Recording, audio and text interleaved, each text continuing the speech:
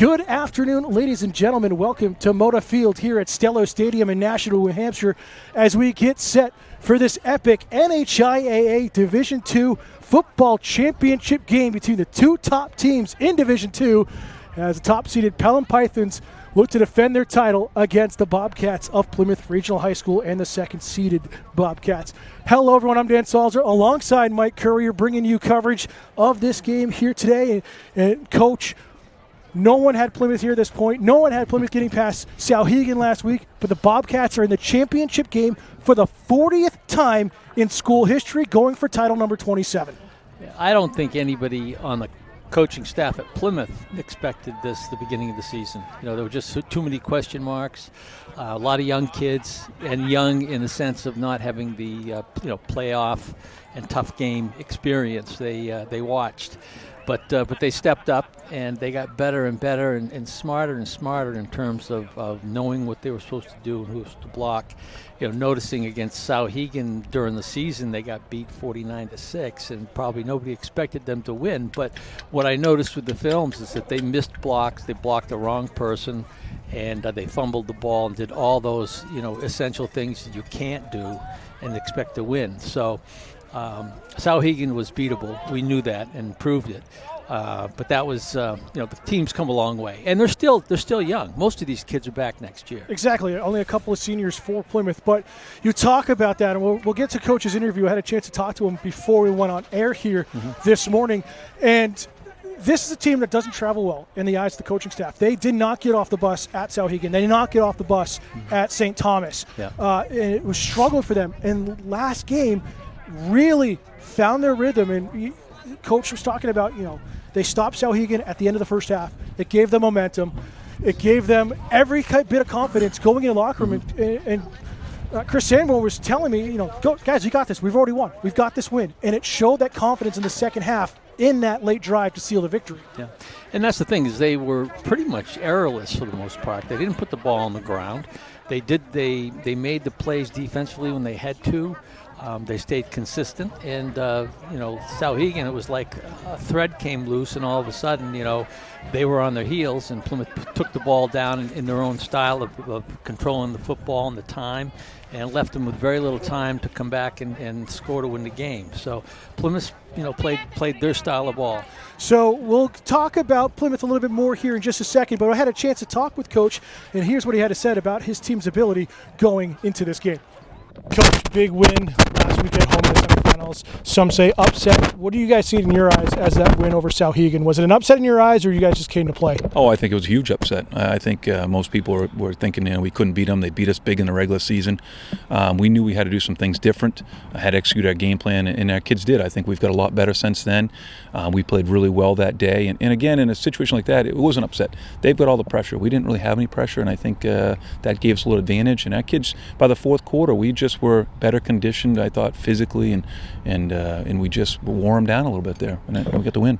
We talked about it a little bit over the week, but what was the mindset going into that fourth quarter, being down that touchdown late? How was the team responding to you and the coaching staff on the sideline? I think, it was way before that. It was started before half. We had that pick, and then we stopped them right at halftime, and that kid sprinted to the locker room, and I told the kids at halftime, guys, it's over. We're going to win.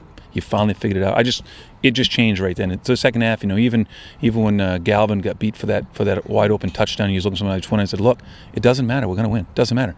But you got to do your job." My biggest thing was, don't worry about it. We're gonna win, and that was the thing. The kids just believed the entire time, and in that last drive, it was just they just believed, and even once we scored there, we knew we had to stop them. That's a very good team, but I think in the fourth quarter there, we were still going strong, and they were a little worn down. That's not an insult to them as much as it is that kids just wanted it. Poor J.J. Bright, he was doing it all, running the ball, and then he was playing defensive end, and playing defensive end against us with Carter and Nosman and Medeiros and those guys hitting him, Johnson and Liam. He got worn down, and I think it affected him in the fourth quarter carrying the ball. He had 124 in the first half and 14 in the second half. I think that's a big difference. Credit to our kids. Looking at this matchup, Pelham going for a four-peat between Division III since they dropped down after you guys beat them in 2019. Now coming back here looking for back-to-back wins in Division II in the state title. Haven't lost a game in 3 years. What is the mindset of your team going into this? How do you stop a dominant team like this? Well, I think we know we got our work cut out for us. But I think the biggest thing is it's all gravy, guys. No one expects us to be here. We got to go out and we got to do our thing. You know, we know how good they are. They're a very good team. Long, lanky, tough athletes, well coached, a ton of seniors. They've been here before. They know what they're doing. And guys, we just got to go out and play loose. That's the biggest thing.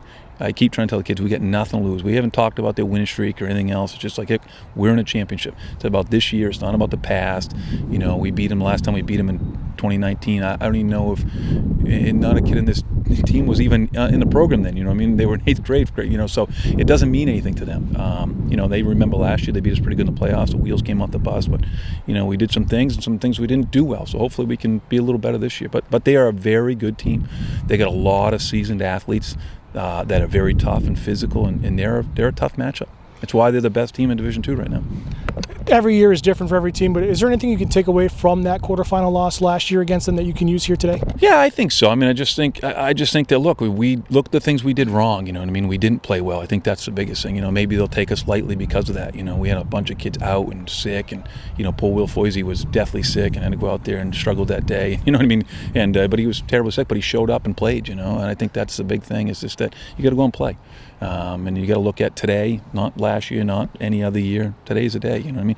And we were young then. We had some seniors, but mostly sophomores other than that. And those sophomores now juniors, got a few seniors, but we're still a young team. I think that's the big thing is, you know, young teams they're a little squirrely at times, you know. We did a few things different today, you know, trying to loosen up on the field a little bit. You just got to change up, you know. Coach, best of luck today. Thank you much. Appreciate it. So again, thank you to Coach Chris Sanborn for joining us earlier and really getting ready for this matchup. Mike, let's take a look at Pelham. Pelham, again, coming in undefeated. They haven't lost in 3 years. They're going for their 4th straight title between Division III and last year here in Division II. Yeah. But the last team that beat them was Plymouth in the playoffs in 2019. Right. Well, they've got quite a legacy and quite a win record going right now. They're a very good team. They're very well coached. The kids are very athletic. They've got good speed. They've got good hands. And they have the same mentality as Plymouth, I think, is they expect to win the game every time they go out on the field. So this is going to be a bloodbath of a fight. and it's just going to be some interesting things. Both sides of the ball, coaches hold off on certain things or put in certain plays that nobody's seen before for the playoffs. And I think you'll probably see some of that today. If a team needs to try to catch up, they're going to try to do some different things. But now Pelham is a great team. They're undefeated. They deserve to be where they are. And, if Plymouth can play the way they played last week, they've got a good shot at it today. But that would count on Pelham making mistakes, and they haven't made too many in the last 3 years. Yeah, and I was able to talk through email with Pelham's head coach and Tom Babian going into this matchup, trying to see what we can get here for the broadcast as we do with both teams every week. And again, just like Chris Sanborn, just like Chuck Linehan, just like Bill Belichick, you're not giving up much information. Right. Just has nothing but praise for Plymouth, for the history of the program, for Coach Sanborn. But their strength, in his eyes, has been the perseverance for the Pythons over these years and their dedication to what they need to do to win games. And it's shown because they've got a great throwing game, they get a great running game, and that's going to be another great matchup like we saw last week for Plymouth. Yeah, well, the perseverance piece, too, is really hats off to the kids, the players. Mm-hmm. I mean, that's a mentality and an attitude that we're going to give everything we got, and we're going to get back up if we get knocked down, and we're going to continue to work to become as good as we can possibly be. And they've done that, and they've proven that. So it should be a good game today. And as always, whoever turns the ball over the least and the fewest mistakes, that's the team that's going to win. So looking forward to it today. It's a nice clear day. The rain did its thing earlier and is gone now. I want some wood to knock on. We do wish Mr. Sun would make an appearance, but I'm not sure that's going to happen. It's supposed to, as temperature's going to drop here today. Yeah. But I mean, look at things, Coach. Looking back at Plymouth, we've seen them all year. We know their scheme. who are you looking for to really step up and take control both offensively and defensively for the Bobcats? Well, I think you're going to see a little more with Luke Diamond. I think he is a very athletic kid, has really come a long way this year. And I think you may see him factor in a little bit more in this game. But, they've got their ground chuck game. I mean, they run the ball 3.5, 4 yards a pop, and a lot of times they get 7, 8, or 9. And that's going to be they need the ball control. They need to keep the offense of Pelham off the field. And that will be, in their ability to stay with them and to potentially beat them will be that. Well, we'll take a look right now at the road of how both teams got here to the championship. Pelham, again, a big win in their quarterfinal round against Kennett, 49-8. Then shutting out St. Thomas last weekend, 14-0 to reach the championship game once again. Plymouth at home against John Stark, that dominant game on their side, 28-8. And then that quote-unquote upset victory, and even in the eyes, as we heard from Coach Sanborn, upset victory, 21-20 over Souhegan back in Plymouth last weekend. So that's kind of set the stage. Top two teams. It's just a couple minutes, and we're going to get ready for kickoff. Can't wait. So we'll be back in just a moment. We'll get ready for the coin toss and national anthem kickoff coming up next here on Pemmy Baker TV. Couple minutes left here as you welcome you back here on Pemmy Baker TV. Before kickoff, pregame ceremonies and festivities are starting to happen. Plymouth still warming up, going to use every second as they always do. Pelham's already back in the locker room to try to make an entrance, and wonder if he might try to intimidate Plymouth a little bit. But, Coach, if you're down on the sideline, if you're Chris Sanborn and the rest of the coaching staff, you've been in that situation before, what are you telling your team going into kickoff? Not to worry about the noise and the plumage and all those things, because that has nothing to do with you executing a play.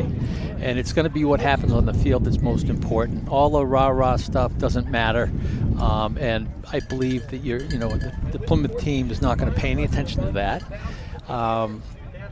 They're just going to come out and play football, and that's what it really comes down to. And it doesn't matter the stats over the season. Who cares what anybody did? It's down to one game only, and someone's going to win and someone's going to lose. And here we are. Both teams have worked hard to get here. The coaches have done a great job with their staff, and we got the two best teams in Division II right now. It's just so awesome to be here once again. Last time Plymouth was in the championship game, it was in 2020 at Souhegan in that loss during that COVID season, so a lot of teams not participating that year. Yeah. But the last championship win was at UNH in that rough, I don't even call it hurricane, snow weather in 2018, that big win. So we'll see what happens here today. I mean, title number 27, most of any school in the state of New Hampshire. Most appearances in this championship at 40 entering today. There's so much pride here with Bobcat Country, and you see it on the far side of your field for the visitor side for Plymouth in the showing and the turnout of support. I think it's going to be a very raucous crowd. I think we're going to hear a lot of cheering, and as it should be. And a number of people from Plymouth have come down. I ran into 2 carloads of alumni from last year's team, and they're all pretty pumped, pretty excited about this. And it's great to see that continuity when they come back, because their team's in the playoffs again. So, again, injuries have played a factor. We're getting ready for the coin toss and the teams to get lined up on the sideline. We didn't see Gabe Keene last week against Souhegan for the Bobcats. He is dressed today from what I can see in the middle of the field. You wonder how much of a factor he can be to really open up the offense a little bit more on those kind of reverses. Yeah, and I went to practice yesterday and watched the kids run their plays, and I saw Keene, and he's suited up and ready to go. Plymouth will be in their road white uniforms with navy blue numbers. And navy and red trim. We're going to wait for the Pythons to make their way onto the field.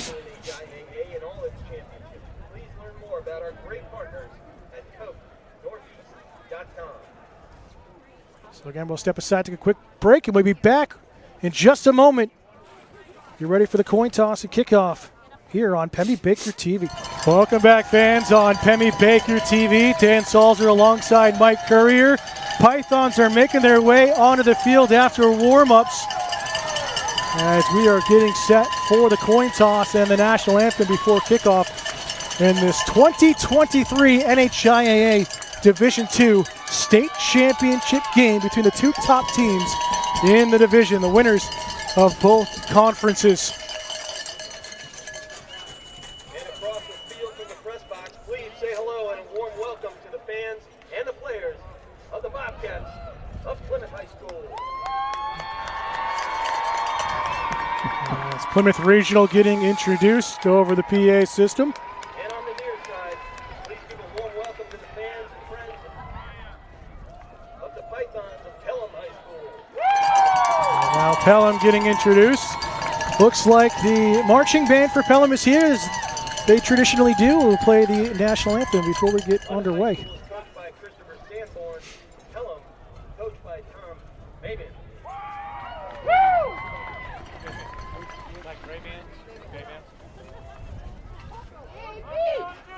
And ladies and gentlemen, if you're able to rise, please join us right here. Say hello and a warm welcome to the Plymouth Pelham Marching Band, who will give us our national anthem today. Thank you.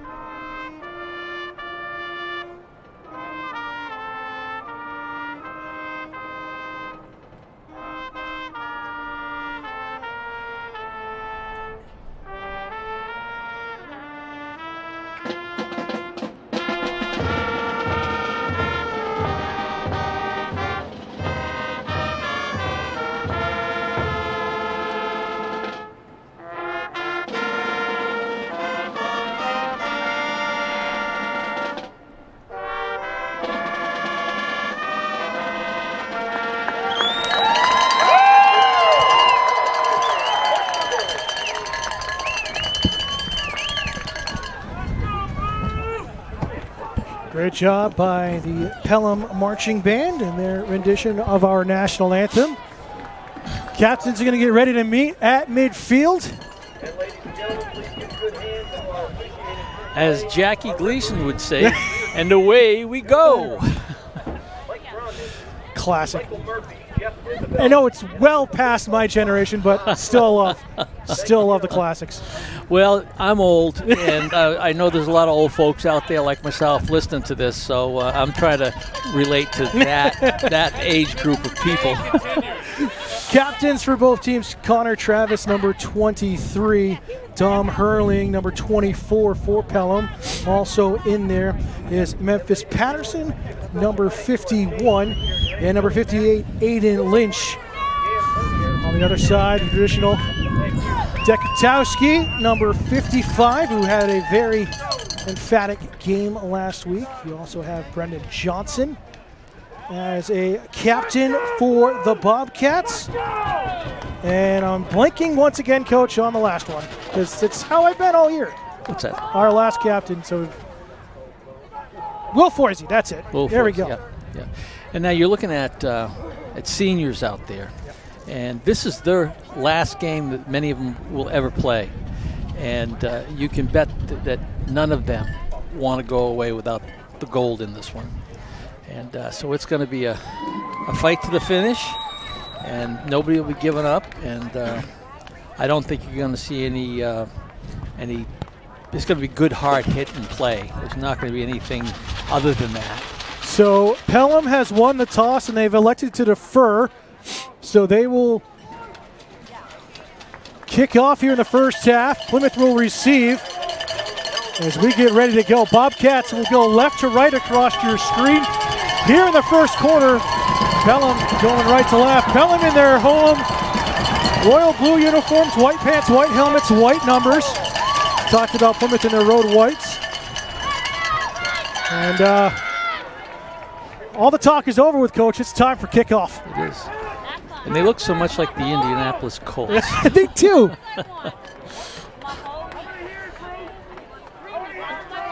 Again, we'll have complete coverage of the championship ceremony at the conclusion of this game. But we are excited for this one. Pelham fans on our side of the field where we're set up just underneath the press box are ready to go with the cowbells. Thought those were not allowed anymore, but apparently maybe things have changed. More cowbell. There's always more cowbell. Colby Creer, the junior kicker, will kick things off for Pelham as the Bobcats make their way onto the field.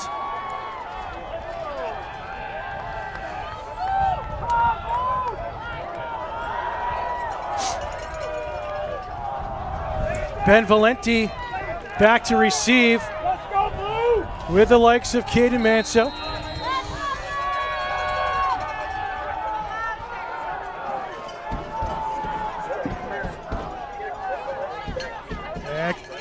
Kick is underway and gathered up quickly by Eli Crane at his own 34, and that's where Plymouth will go to work here to start this game. It seems like more and more teams are going to this kick where they don't allow the return. They'd rather kick the thing to the 30 instead of kicking it to the 5 and have a return for 50 yards. So it makes perfect sense. I feel like Trevin Stone started that this year for Plymouth against Kennett in that night game, and everyone just kind of followed suit. I know I'm completely wrong in that, but I'll say it was Plymouth that started that. So Plymouth will come to the offensive line of scrimmage. Luke Diamond under center. First offensive play of the game. Bobcats come in motion to the left side. Handoff. Robbie Thorne gets hit right at the line of scrimmage, and he will run for no gain, and it'll be 2nd and 10. Well, you can see they loaded up on that, and Plymouth has run the same offense game after game after game, and it was set by Coach Lenahan where we're going to perfect the play, and they got to stop us. If they stop us, we'll go to something else, but otherwise we're going to keep pounding that. And that right there could have been a missed block or a missed assignment, but we'll see more of it. And we expect Plymouth, and I apologize for the camera shake on the clock camera for you, thanks to the rowdiness of the fans, which is great to see, but we expect Plymouth to go north-south like they did last week. And here is it again on the carry, out to the 40, gain of 6 on the play for that was Patridge, number 24, getting called early. Yeah. So Tristan Patridge with the first positive yards for Plymouth. It's a little cold out today, and kids have got to stay stretched out and loose and ready to roll. It may play somewhat of a factor, but usually the energy, the adrenaline takes care of that. Carry it all the way through. It's 3rd and 5 officially at the 40. One wide receiver set. Patridge in motion. Handoff, and Robbie Thorne is hit right at the line of scrimmage. Memphis Patterson, the senior defensive lineman, gets the stop, and Plymouth is forced with a 3-and-out. Well, that was totally expected. I would imagine that because Plymouth runs with that fullback the majority of the time, that's who you're going to key on. And there was absolutely no surprise on that to the Pythons. But you wonder if it's just Plymouth just trying to get settled in, not trying to do anything fancy early on, and just kind of start scouting the Pythons here on their defensive setup. Well, they start out every game like this, and when nearly blocks, Trevin Stone gets the kickoff. He had the wind behind him. Gathered up by Hurling at his own 25, turning out to the right side, has some running room, and is pushed out around the 47. And solid field position here for Pelham to start their first drive. But again, that snapped, high snap, took a long time there, Coach. Well, yeah, and then The kicker might want to hang on to that extended leg a little longer Yeah. in case he can act his way into a penalty. But no, they had a good rush on that. Snap was a little high that didn't allow him to get it off as quickly. Fortunately, he had some wind with that punt, and it was a good punt. But then the return on that, there were 3 or 4 guys that just didn't wrap up when they had a chance at the runner. Nick Musia's quarterback handoff here, and getting right through on the back end, Liam Shannon with a big-time stop. Well, one thing I'll tell you is both teams are going to have done very good preparation. And, the Pythons, like the Bobcats, have a consistency of what they do with the plays they have. And as you could see on that, Shannon, read that and took off and tackled in the backfield. So we're looking at it. Second down at about 16. Call it a 5-yard loss officially, marking it at the 37. 2nd and 15. You see? Little pitch back here. Boy, Charging is again, hurling, and again. Plymouth again with another stop, a loss of 2, and it's 3rd and long. Great defense by both teams to start this game. Well, you can see that they know what the other team's going to do. And when you have a head start and a jump like that, and Plymouth has timed both of those plays very, very well. Now I imagine we'll see the ball in the air. 3rd and 17, Music going to air it out over the middle. And It's intercepted. Oh, almost intercepted. Liam Shannon's hands, but another 3 and out the other way. And boy, this is a fantastic start to the game. Well, I tell you, he's probably going to beat himself up at some point for that, but he had the ball in his hands. And for at least a step, too. That would have been, he probably would have gotten, 5 to 10 yard return on that. And Bobcats would be in a great place, but they're punting now. And it's not a long punt. You're going to field it, or going to fair catch it on the 33, 34 yard line, and Plymouth has the ball again. There's Mansu with a fair catch. So here we go again. Bobcats with their second drive. Getting ready to start here. Both teams 3 and out, but Plymouth not allowing Pelham any positive yards. Well, and the thing is that Plymouth has been a little. They haven't tackled well most of the season, and there's no problem with that set of downs. Plymouth held on and got help in the last play. I mean, I would say it's probably arguably the best set of downs they've played all season. And now they're in the speed sweep formation. Mansu with a handoff, trying to turn the corner, cuts back up inside, and a lot of running for no gain. He's 2nd and 10. Good job by Hurling coming up, number 24, making that stop. That was a good tackle. He wrapped him, hit him about waist high, and took him down. So the thing is, Pelham has got good team speed, and it's hard to run away from team speed. You've got to go at them if you can. And, they've kind of shut down the guard center gaps on both sides. So we'll see what Coach Sanborn decides to do.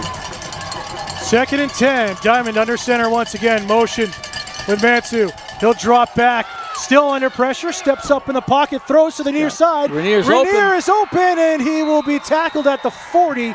Gain of 6 or 7 where they spot him. The marker at the 41. And now it makes it reasonable here on 3rd down. Yeah.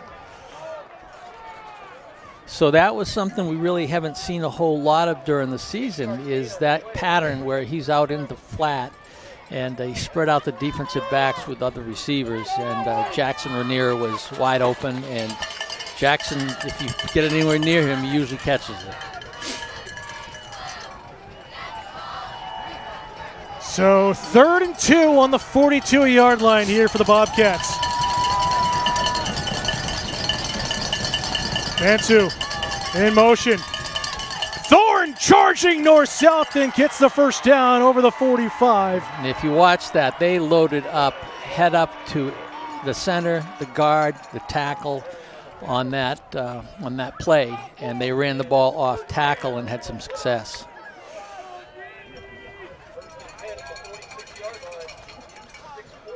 So the first down for either team here in the early going.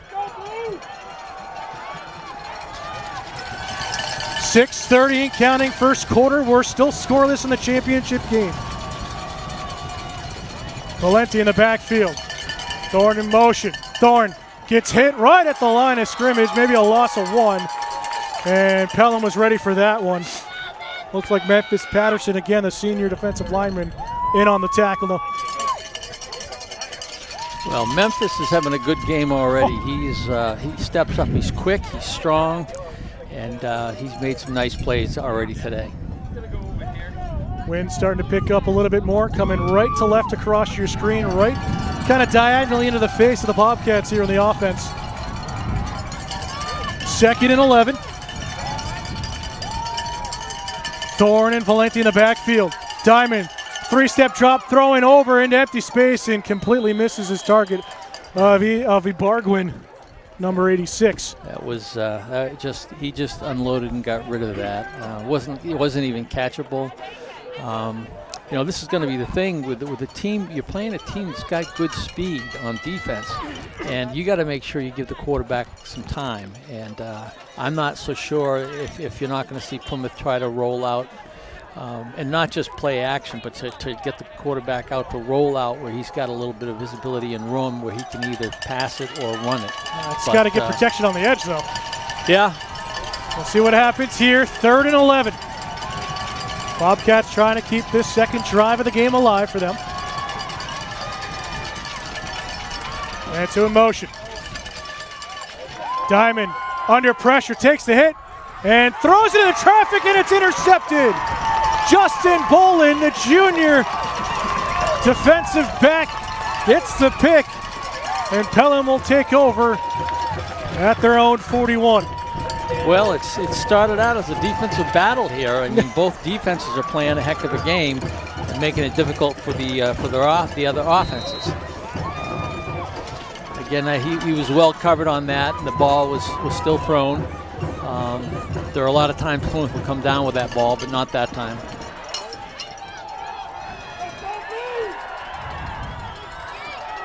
So 1st and 10 for the Pythons, running up the middle. Eli Crane in there for the stop for the Bobcats. And that was Jake Silula with the carry. Medeiros had a piece of that too. I think he was initially the guy that got him, and then Crane came up and stopped forward progress. And what I've noticed on film is with Pelham, they have some pretty good guys on the line of scrimmage, and their backs are capable of breaking tackles and breaking a long run. Hand off again.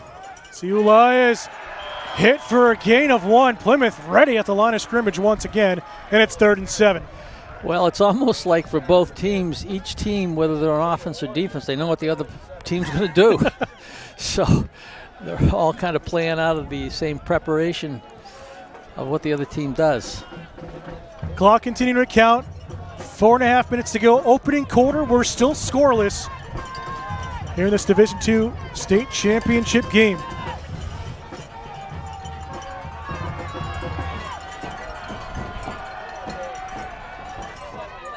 UC under center.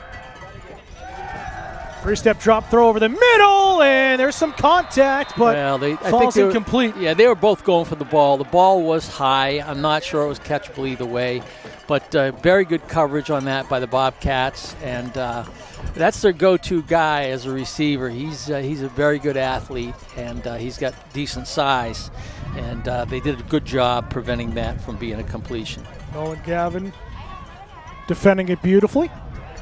And Pelham set to punt it for the second time today. And a short kick tumbling to the near sideline. It's going to roll out at the 36, and that's where Plymouth will take over for their next drive. Well, we'll see what they do and mix it up. Coach Sanborn came out and threw the ball quicker than he usually does, but that was because the run is getting shut down a little bit. So now he's just going to have to figure what kind of sequence of plays will give him an advantage. If you make a team adjust to certain things you're doing, it leaves an opening somewhere else where you can take advantage of it.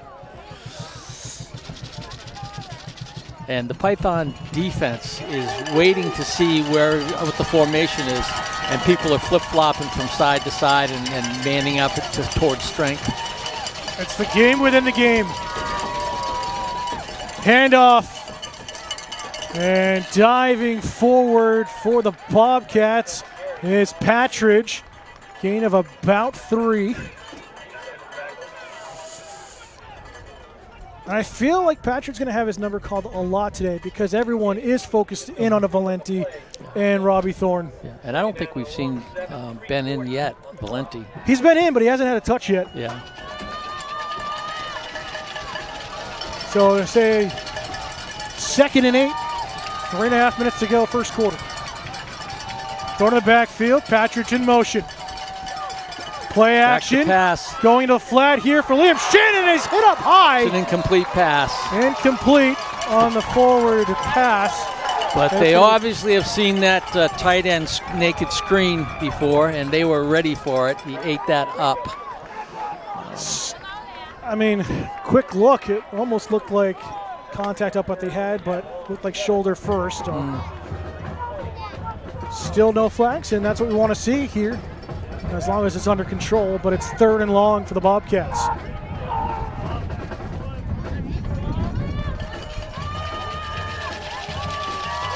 Scoreboard says 3rd and 8, really 3rd and 7. It's at the 39, not the 38. Nevertheless, and a flag and too many men on the field for Plymouth. Patridge was trying to sprint off, and that's going to make things a little bit harder now, Coach, for Plymouth. Well, you know, those are the things, the delay on that because somebody didn't come out when they were supposed to. They gotta stay on top of that. They've got to be thinking.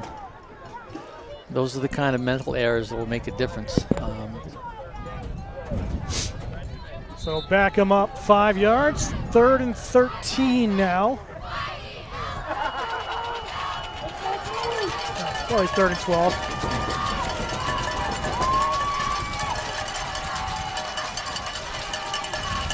Four-man front, defensively, a little motion, no flag though. Diamond lobs one over the middle, and it's broken up, intended for Jackson Rainier, and it's number 24, Dom Hurling, with another great stop defensively in the secondary. That was a great play, and you know, Rainier was all set to catch that ball. He had a little bit of a window there, and the ball was well thrown, and defensive back just came in and slapped it away. It was a great play. And wasn't out of Diamond's hands cleanly, but again, he's throwing into the wind, so the fact that it kind of dropped in between 2 defenders and gave his receiver a chance, hats off to the junior quarterback. Bobcats to punt, high snap, and that's gotta be, there's the flag, okay. Roughing the kicker. Trevin Stone was in the midst of kicking it and got absolutely clocked. I'm not sure what the argument is from number 58. Let's run that back. Yeah. What is it? Aiden Lynch, one of the captains. You see it here, just absolutely trucked him. Yeah. And the thing is, he had a great shot at blocking that.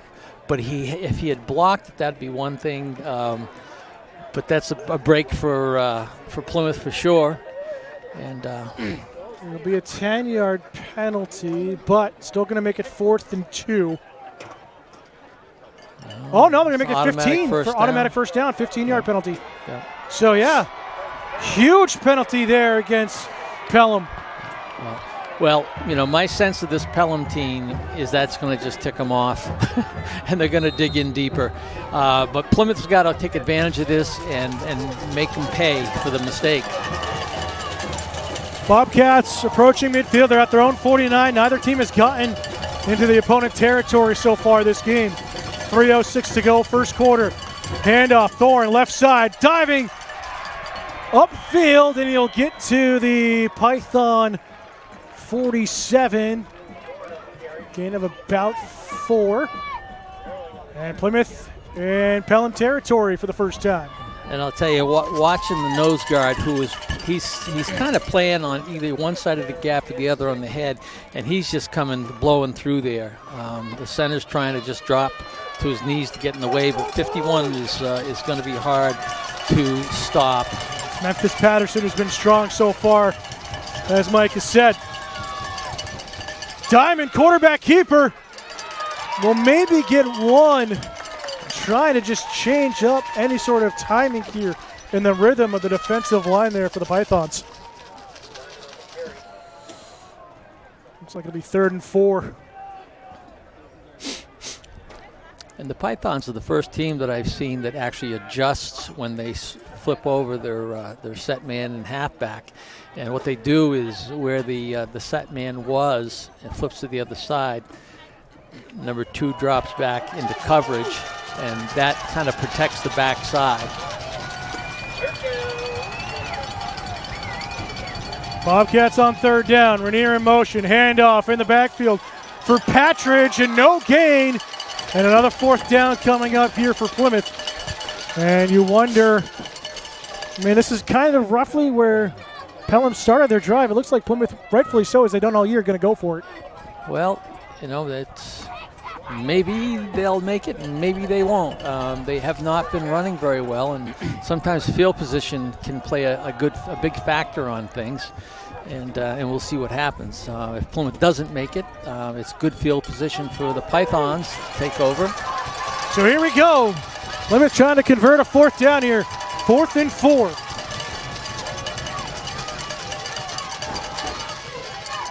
Diamond rolling out to the near side. He's got a man deep, wide open. Caught there by Brandon Johnson, and he's tackled at the 11, and a big 1st down for Plymouth. That was a great pass and a great catch, and he was wide open.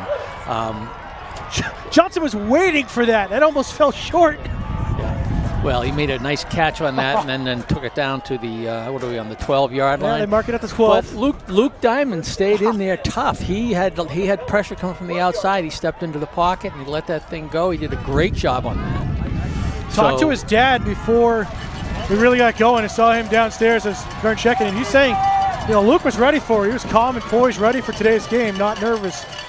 And it showed there. Diamond, quarterback keeper, to the left side.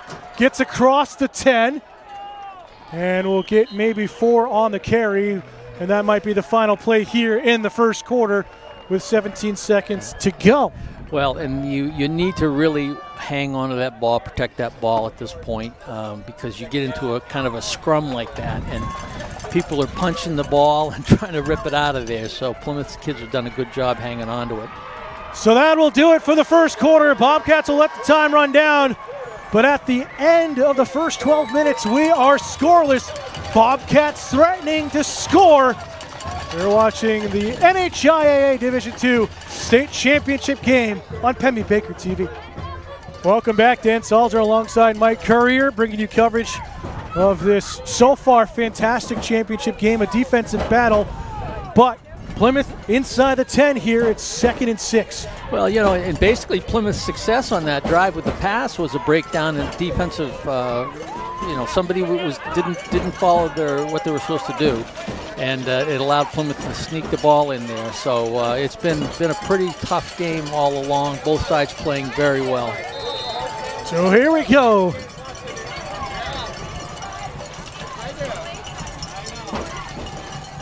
Diamond handoff. Patridge has a hole across the 5. He's in touchdown, Bobcats! What a nice job he did. He came and made contact and kept his ground and kept running and took it in for the 6 points. So that was a great play. That was probably the most successful running play they've had against the Pythons today, and couldn't have come at a better time for Plymouth. Tristan Patridge, the junior, gets his team on the board here. And we go to the extra point attempt. And a flag comes in.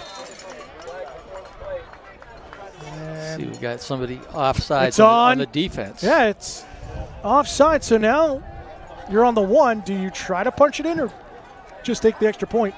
Well, let's see who he sends in. As I say that. Yeah, they're going to go for the 2 points. They're going to go for 2-point conversion. You're right. We see Jackson Rainier and Patridge coming back in. And again, the Pelham coach has got to be thinking, come on, guys, this is not when you do these things. These are mental mistakes. But this all comes from the roughing the kicker. Yeah. And that leads to a touchdown for the Bobcats. Just underway, 11:55 to go, 2nd quarter. Bobcats going for the 2-point conversion here after the offside call.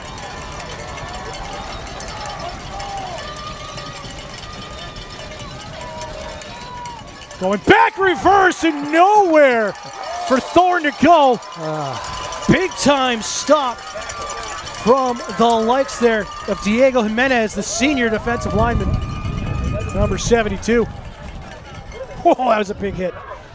I would like to say what they should have done, but it's hindsight at this point. Yep. But there are definitely some things. The Pythons are very, very aggressive, and they're quick to get on it. And if you can find some kind of misdirection with them, it may hurt them. But it's 6-0. The extra points are pretty important. We saw that last week when Plymouth made their 3 kicks and won 21-20. And you can't afford to miss those extra points. But nevertheless, Plymouth on the board. I mean, this is a Pelham team that really didn't give up any points, or didn't give any points up to any team until the second half of the season. Short kick here by Stone. It's going to bounce towards the 22. Cutting back is Bolin, still on his feet. And they'll give forward progress out to about the 29 or 30. Taylor Rousseau with a great tackle. Great tackle. He got a hold of him and did not let him go. So the Pythons look to answer back here. And you wonder, Nick Musey has just tossed his gloves to the sideline. Wonder if he's trying to get a better feel on the ball, as you see for quarterbacks. Maybe. They're marking him at the 29. Wind now kind of shifting to the back of Pelham in their favor. Handoff right up the gut, and still driving. Ball came out after the play was dead. About a 9-yard gain for Ciula. Quick burst up the middle. And, that's the thing, is that the Pelham team has got the guys that if they can break through the line of scrimmage, they can cut and go. They've got good speed. They're tough running backs. You don't take them down easy. That was a good example of what they're capable of. 2nd and 1.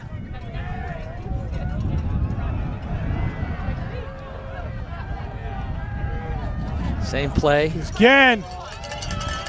Ciula gets the first down, a gain of about 5. And out to about the 44. Mark him at the 43, but nevertheless, Pelham starting to get some momentum going offensively. And their first drive held to -7 yards. Didn't get any positive yards on that first drive. They get the interception. Plymouth holds them again. We'll see what Plymouth can do here. 10-40 and counting.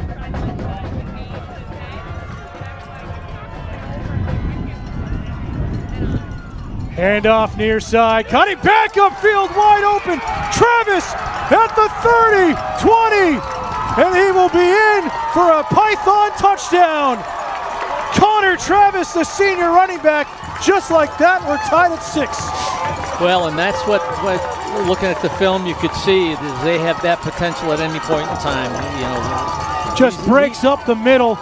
He's a home run hitter, and then he knows how to run with the football. He made cutbacks and got people turned around, and it was a great run. Owen Gavin was the last one there, really, before getting turned around. Extra point attempt to give the Pelham team a lead. And the kick is good. Greer. Pythons up 7-6 with 10.5 minutes left in the first half. And now Plymouth gets to go to work. See what they can do. And again, it's every drive so far, I'm not making excuses, but everything has been the wind of the back to Pelham. Plymouth fighting into the wind so far. But just the nature of the beast. Yeah.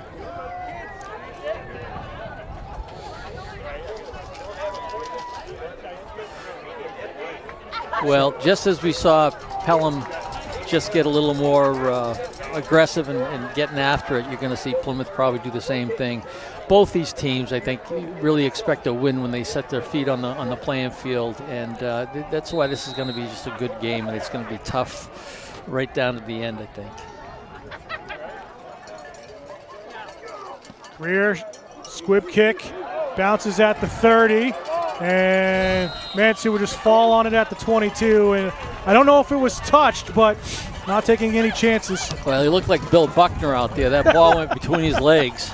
And no offense, Mr. Buckner, I've always felt badly for you, but it ended up putting the Bobcats back about another 10 yards. So they're starting out at the 21 or 22. It's at the 22, yeah. And, that doesn't help. 10 yards up the field would be better, but hey, it's what we got, and let's see what they do. Offense will go back to work. Both teams trading touchdowns on their last drives.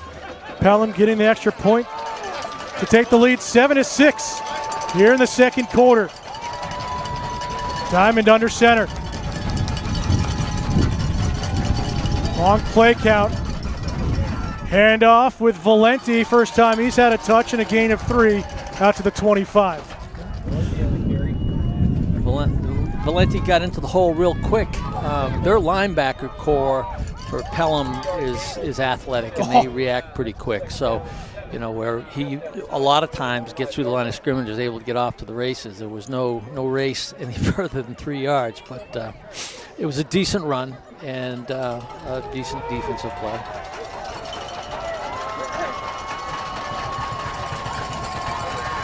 Diamond. See what he tries to do on this play. Quarterback rolls out to the right. Diamond throws, and it's broken up by Bolin again. Got a hand around the intended target of Rainier, and it's 3rd and 7. Well, there are times rolling out when if you see you've got your guys covered as a quarterback, you tuck it and run. Mm-hmm.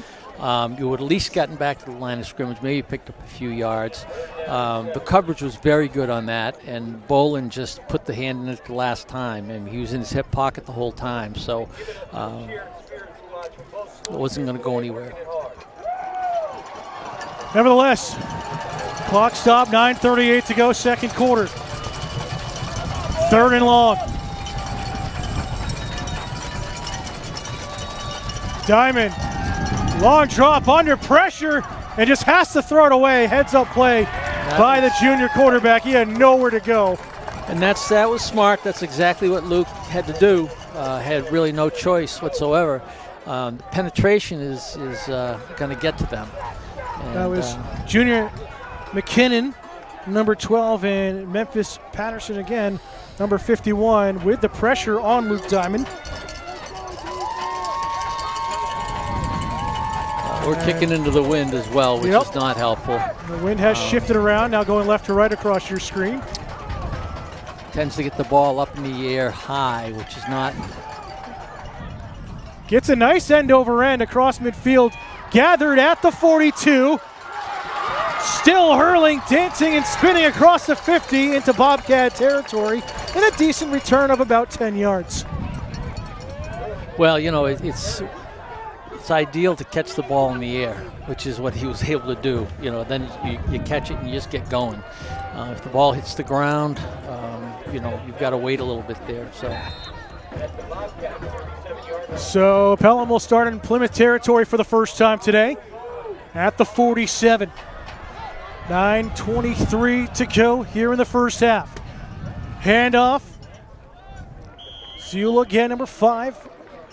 Gets out to the 44. Yeah, they're just going straight ahead, and they're basically looks like a Plymouth offensive drive. They pick up 3.5 on that, and that's all they need to do is pound the ball. They find a crack in the defense and go at it. It just feels like they're just trying to wear down that defensive line of Plymouth. Yeah. Rightfully so. That's what Plymouth's done, year after year to their opponents. Yeah. I think player for player, I think that the Pythons definitely are a more physically fit team than what Plymouth has faced most of the year. We'll see what happens. Pitch out near side, hurling. Little stutter step, trying to turn the corner across the 40. And will be shy of about a yard from the sticks. Well, that was fairly well covered. They held the corner, forced the ball outside, allowed for backup to come in and from pursuit and make the tackle.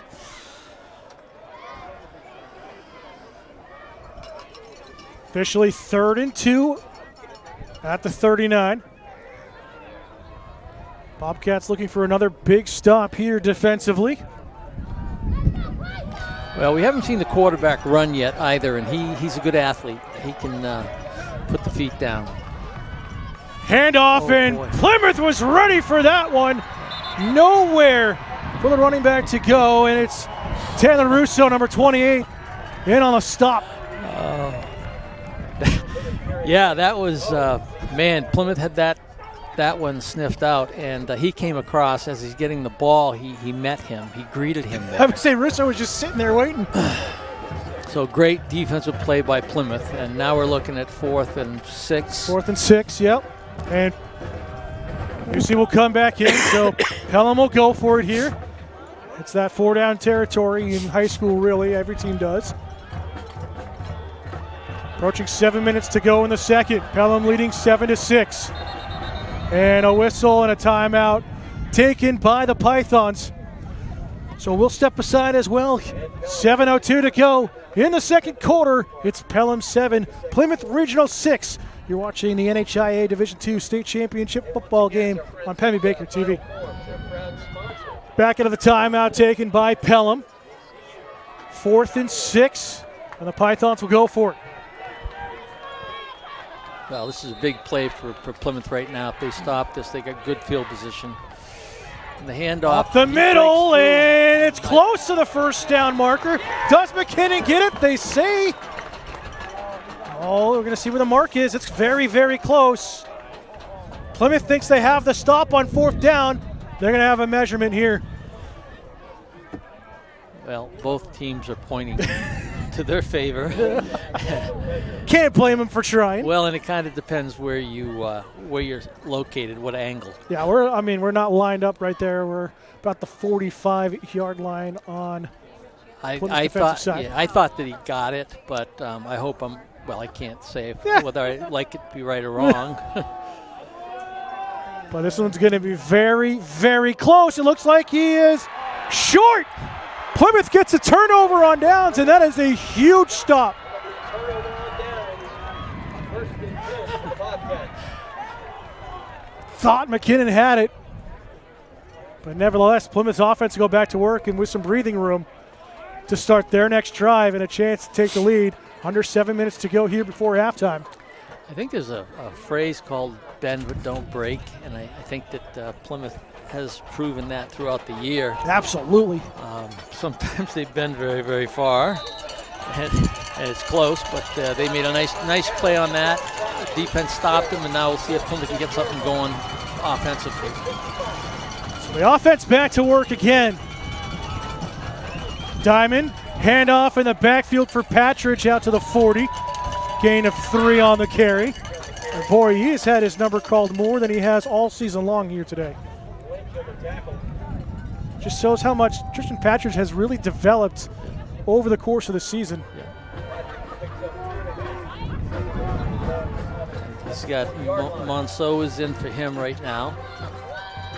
These are young players that do a nice job, and we're going to hear a lot more from them as the years go by. Ibargwin lined up wide on the far side at the top of your screen.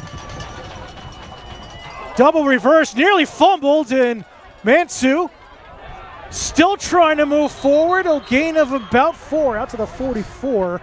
Oh, that was a little scary. That's a double handoff, and that is a very, very difficult play. You've got to run that and run that and run that to get it to be smooth. That was not smooth whatsoever. No. And fortunately, Mansu was able to grab that ball. But it's a tough play to run, and you really have to run hundreds of times to get it down right. But it makes it a manageable 3rd and 3 for Plymouth. It's a great play if it works. Exactly. And luckily it did. I saw that just kind of lob there floating, and my heart stopped for a second. But nevertheless, here we go. Shanna Barg went at the top of your screen, out wide. In motion, Gabe Keane for the first time today. And a reverse, and what a stop! Jimenez again, number 72, has come up with some big plays for the Pythons defensively, and it's 4th down and 8. Woo. 5-yard loss. So that'll force the Bobcats to punt it away, and the momentum completely now is shifted back over to Pelham. But again, defensive battle here in the first half, Mike. Yeah, I think I'd be kicking away from this deep back. Well, it goes Renia, short. This is a great bounce for Plymouth. Hurling doesn't play inside it. the 20. And it'll be down at about the 19, and Trevin Stone with a beautiful punt. Close to 50 yards there. And Pelham will take over with exactly 4.5 minutes to go in the second quarter.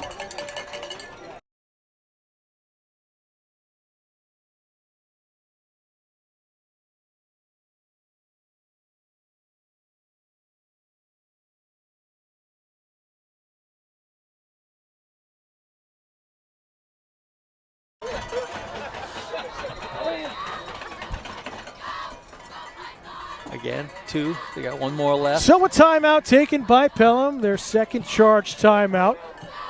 And Plymouth still with all 3 of theirs, so. Well, they need a pick 6 right now if Plymouth wants to get the momentum swinging back. But I'll tell you, it couldn't be a better matched game at this point in time. I mean, we're getting our money's worth here. Absolutely. 2 very, very well-coached teams, the good athletes, and just tough mentally. Again, we talked about top of the show.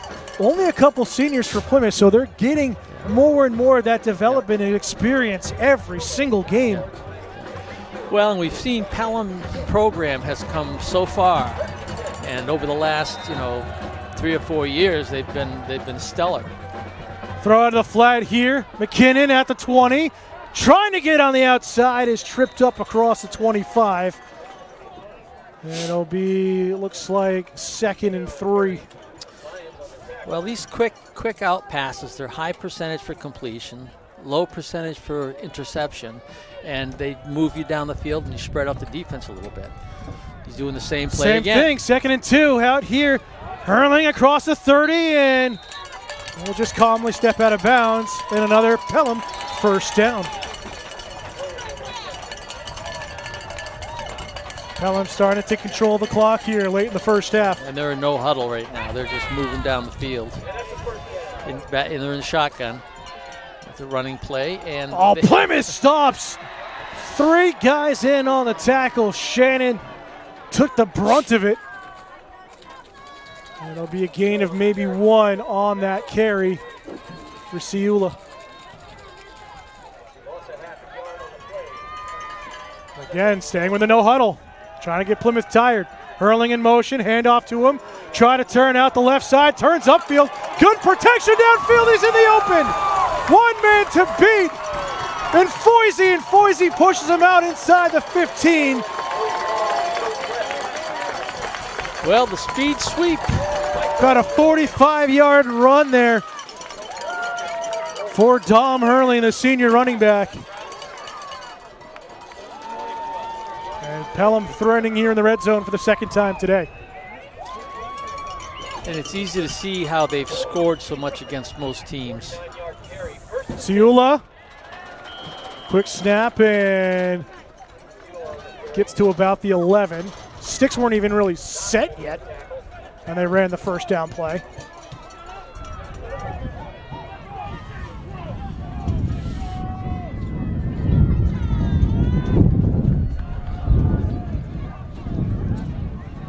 High snap, direct snap on the Wildcat. Hurling going up against Zach Carter. Carter will take him down with some other help. But Pelham inside the 10. And it's 3rd and 7.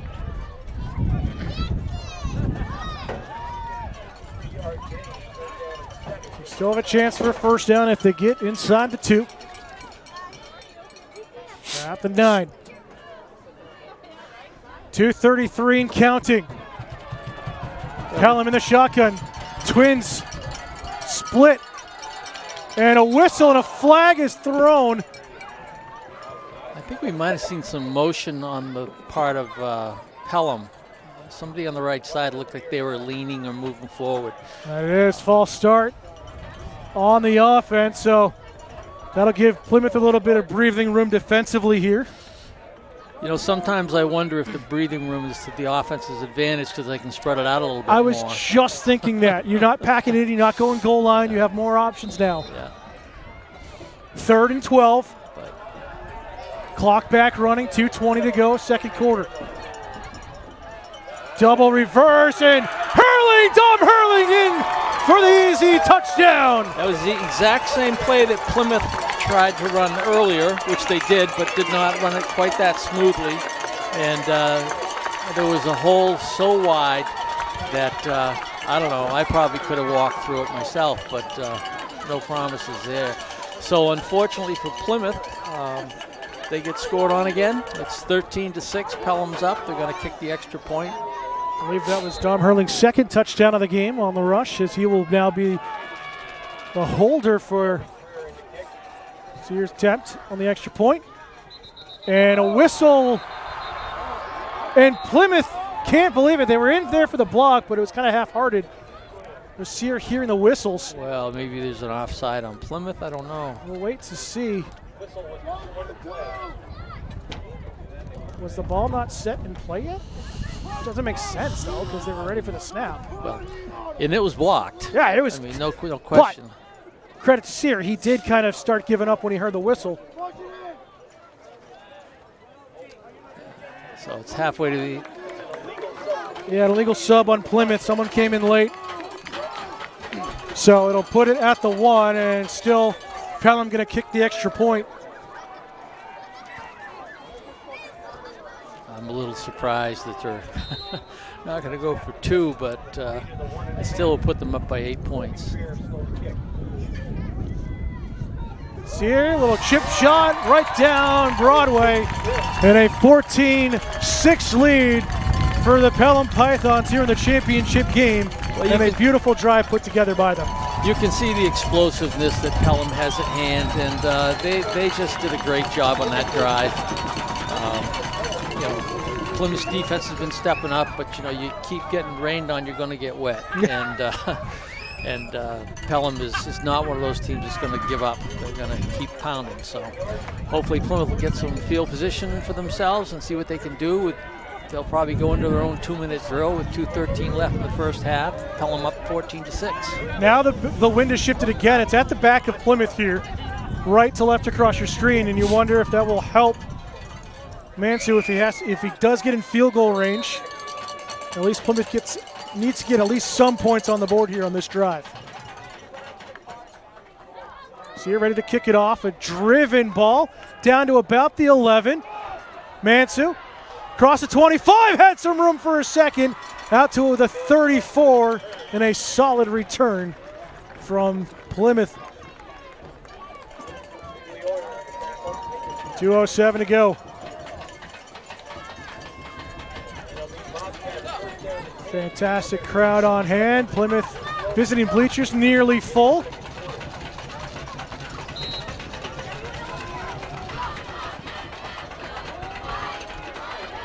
We'll see if Luke Diamond tries to air it out a little bit here on this drive before half. The Bargwin lone on the bottom of your screen out wide. Double shift right. Quarterback keeper, and nowhere for Luke Diamond to go.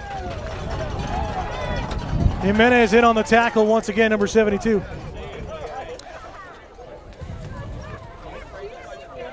Diego Jimenez, that senior defensive lineman, has made some very strong tackles, I'll say, here today. Plymouth, all 3 timeouts, not using them.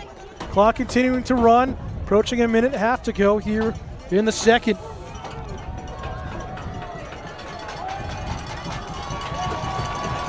A lot of time being chewed up here.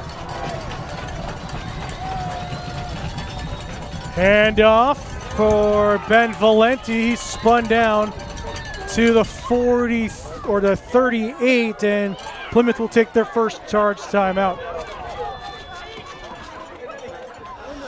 Well, you got to go back to the drawing correction. board. Pelham will take their third timeout. Well, we got a minute 14 left, and so Pelham looking for the ball back here before half and maybe trying to stick a few more points on the board heading into the locker room. well, you know, in games like this with two good teams, you want to pound them as much as you can and get up as much as you can, because both teams have proven the capability of scoring relatively quick. You know, Plymouth can do it. The pass that they had that led them to the first touchdown was a great play, and they've got that pattern in their repertoire. So you want to take advantage of everything you can to get up as much as you can against a team like Plymouth, or especially a team like Pelham as well. So Pelham has used all 3 timeouts. It's 3rd and 6 for the Bobcats at their own 38-yard line.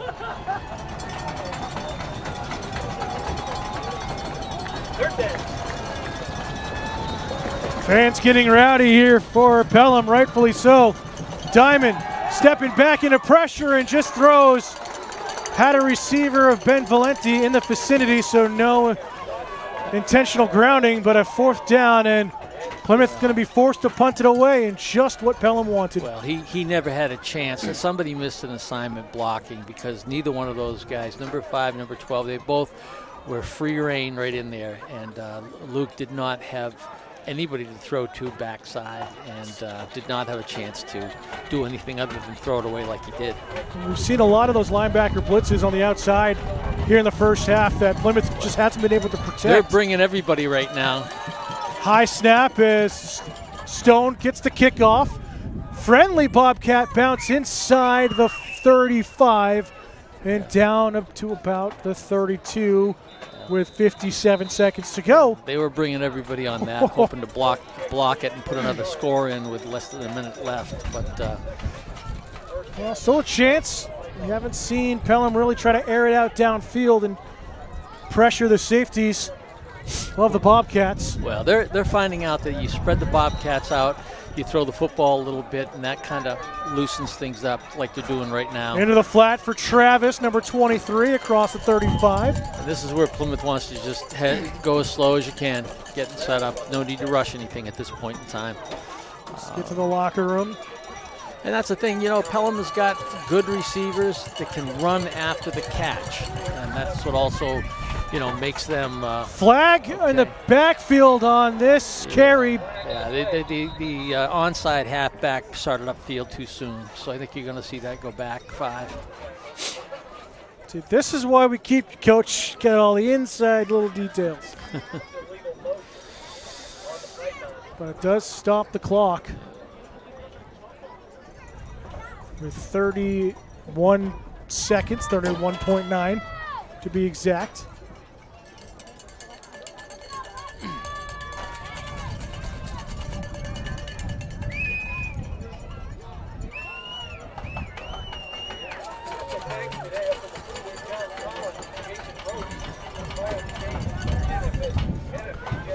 So the Bobcats get a good break on that. They do. It's 2nd and 10 now. And at the 32, it negates that first down play. Gonna air it out here near side. McKinnon makes the catch. Oh my! Coverage couldn't have been too much better on that. He was covered and just made a great reception. Foisey did everything he could but commit a defensive passing interference penalty. And Junior McKinnon, the junior, makes a huge catch, and Pelham gonna spike it to stop the clock with 22 seconds and make it 2nd and 10. There, with 22 seconds left, you'll see that they have the opportunity to throw the same type of pass probably 3 times if they need to. So, you know, you're going to see them go for that end zone where they have no timeouts. They can't really afford. They have to either run a quick out to move them down the field. Watch the top side of your screen. Nolan Gavin's up there protecting as a cornerback, and he's been targeted so far here in the first half. You see over the middle, and it's broken up.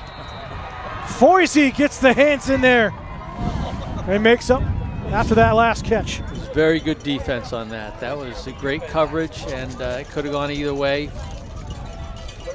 Foisey did a nice job. They both were up there fighting for the ball. That was a great defensive play on Foisey's part. 3rd and 10, 18 seconds to go in the second quarter. Pelham threatening to score once again. In the flat, and it's incomplete. Forward progress on the pass, so it is incomplete. Intended for Connor Travis, the senior. So we're looking at 4th down and 10, and at this point, I think you're going to Hail Mary that thing into the end zone. Why not? Can't hurt. Or if you can get to the first down with a little bit of time left, you might have one more play. It's tough. Get everyone lined up without a timeout, unless you get out of bounds. Double reverse, and Hurling is tripped up. Crane, nice play. Eli Crane, number 40. Big stop there. And Plymouth takes a timeout to stop it. They Nope. didn't get the first down. All right, so yeah, I'm just, Plymouth's got the ball. yeah, so used to being 1st and 2nd down for both teams. But nevertheless, Plymouth will take over on downs at their own 37-yard line. And I think that they may have gotten the first down if Crane hadn't grabbed that ankle and pulled him down. It was a good play on his part. Expect Plymouth just to kneel it out here and head to the locker room. And that is exactly what the Bobcats do. So, time will run off. A very exciting first half of action. A lot of defense in the first quarter. Plymouth gets the opening touchdown and then 2 unanswered scores by Pelham, answering right back on the next drive, and then here late in the second quarter to take a 14-6 lead, Coach. Well, and Pelham has the home run hitters, guys that can break it. That long touchdown, well, both touchdown runs were some distance. So, you know, you got those kinds of weapons in the arsenal. We'll look at number 79 for the Pythons with the tuba. Love it. That's what you love to see. Victor Zenoni, the freshman. I feel now as a parent of a 2-year-old, almost 3, can't believe that. I love seeing the arts in not just athletes being athletes, but both parts, and that's fantastic to see. But before we go to break, as the Pelham Marching Band will perform here at halftime, what does Plymouth need to do to change going into the second half? You know, if anything. I think that the defense has done a pretty good job. I think that they got to keep the Pythons off the field, which means Plymouth's got to try to control the ball more, but they're not having a lot of success running against them. And it's hard to say. Plymouth has got to find a way to move the football, get some first downs. You know, it's hard to say. Right now, I think you've got a team, the Pelham Pythons, that are about as good as anybody in Division II, and probably better than many teams in Division I. And they're just physically, they're good. And man for man, they're probably better than Plymouth at this point in time by position. But we'll see. Plymouth's got to have some big plays. They might if they can throw the ball a little bit more, maybe they're going to have to, because they got to catch up. But you mix the pass and the run in together, and it generally softens the defense up a little bit. Well, we'll see what happens, but at the break, it's the Pythons 14, Plymouth 6, here on Pemmy Baker TV. We'll be back for second half kickoff in just a moment. Back here at Stello Stadium in Nashville, I'm now joined by Plymouth Regional High School Athletic Director and Todd Austin. And Todd, first, thank you for joining us here today at halftime. And what are your thoughts about the game, what you're seeing so far? Thanks, Dan. Glad to be here. Thanks for being here covering the game again, as always. Great first half. Couple of big plays by Pelham there, getting the ball down the field. But I think, the Bobcats are playing pretty good. Got to make some adjustments here at halftime, come out in the second half, see what we can do. So we haven't had a chance to really talk to you here in the fall with schedules and everything, but talk to us about some of the fall teams, how they finished up, how everyone progressed heading into the winter season. Yeah, so our boys soccer team had a great season, got into the playoffs, won in the first round, went down, lost a close one to Kingswood. The other fall sports, our cross-country running teams had a great fall. Ellie England, for the girls' side, pushed through to the New England event up in Belfast, Maine. She had a great year. The girls were third overall. So they did a great job. The other sports were working hard, had great seasons. Everything's wrapped up now. Today will be the final event. It's hard to believe that fall season is already coming to a close here, but just around the corner, it's basketball, it's winter season. Tell us how things are kind of shaping up. I know it's early going and teams might not be set yet, but how are things shaping up for the winter teams? Yeah, so, signups have happened. Numbers look great. 30 to 40 kids on every team. So we're going to get started just after Thanksgiving. Wrestling could have started this past week, but with all the guys playing football, we're going to wait till after Thanksgiving, and everything will get going on the 27th. So what are some of the big matchups that people should know about for some of the teams this year in the winter? Every game's big, as we know. Basketball, they'll get started on December 12th. Open up with Bishop Brady. It's always a good game to kick things off. On the wrestling side, we're looking at the end of the season. Bow is coming to town. We think Bow and Plymouth is going to be another good matchup. Looking for whoever wins that might win the Division III team tournament during the season. Ski teams, as always, they're going strong. Coach LeBlanc and Greg England on the Nordic side, they're looking to defend a couple championships. So we're hoping they ski strong and do good things this winter. Todd, thanks for joining us. Enjoy the second half of the game, and we'll talk to you soon before winter season. Awesome, Dan. Thank you. Be back in just a moment here on Pemmy Baker TV. Welcome back for second half kickoff on Pemmy Baker TV. Dan Salzer alongside Coach Mike Currier. And Coach, a very defensive first quarter. We saw the offense really kick in for both teams, especially Pelham in the second quarter. Yep. And really what we talked about a little bit, but how can Plymouth really find a way to get some offense going that we haven't seen so far? Well, they haven't really broken any runs. I don't think they've had a run for more than 6 yards, or maybe there was an 8-yarder. But anyway, they're not consistently. And they've got to be able to put some first downs. They've got to find a crack somewhere in the defense. Pelham tends to load up on your strength. So, but I think the guys that they have on the weak side are strong. 24 is, they've got, Dom Hurling on the backside, and so they've got good athletes that are fast, can cover ground, can tackle well. So it's a formidable defense that they have, and Plymouth has just got to keep pounding the ball and find a crack somewhere and see if they can get it. But I think they probably would need to mix in the pass a little bit more, and it's got to be quick, short stuff because Luke's not getting the protection he needs in order to let the play develop and throw the ball downfield. So we'll see what they do, but I think that's what they have to do. And we'll just see if they can accomplish it. If you're Pelham right now, you're up by 8, 14-6. Do you just try to bleed as much clock after that really quick first half of action, or is it kind of stick with the mix-up with the pass and run? I think you're going to see them stay in that shotgun offense with the receivers. They can run on it. They can throw out of it. It allows them to have their big-time players make big-time plays. It spreads out the Plymouth defense, and they take advantage of the secondary. So I think Pelham's going to play their game, and if they can run up another 40 points, they're going to do that. So Plymouth's got to try to find a way to keep the ball in their hands, push down the field, and play their game. Right now, we're playing Pelham's game. But Pelham won the toss, deferred, so they're going to get another drive here to start the second half. Yeah, and that's ideally I think what they expected and what they wanted, which I would too. You got the lead, and you're going with the ball the first and second half. So if they can put another one in at this point in time, it's going to be tough for Plymouth to turn the tide. I don't think you get watching Pelham in the films that they don't make a lot of mistakes, and if they do make a mistake, they don't make it more than once. Yeah. And so you're not going to be able to consistently take advantage of them. Well, we'll see what happens as the teams make their way back onto the field for the third quarter. Plymouth will kick off right to left across your screen. The sun really trying to peek out from behind the clouds.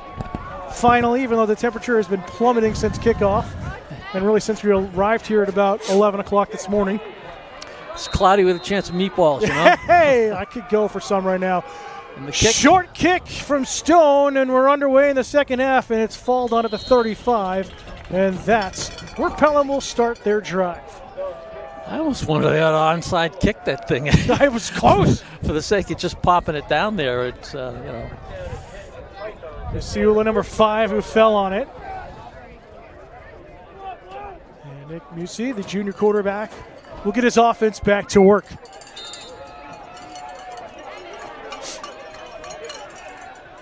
So glad you all could join us here on Pemmy Baker TV, channel 1302 in the Plymouth area. Also all season long on YouTube and Facebook. So glad we could bring you the coverage of the Bobcats and the Lamb Special. Serving up rack of lamb right there. That's a 5-yard penalty. First time they tried it and worked. It looks like Pelham has gone back to their base offensive formation. So maybe they're going to try to see what they can do now.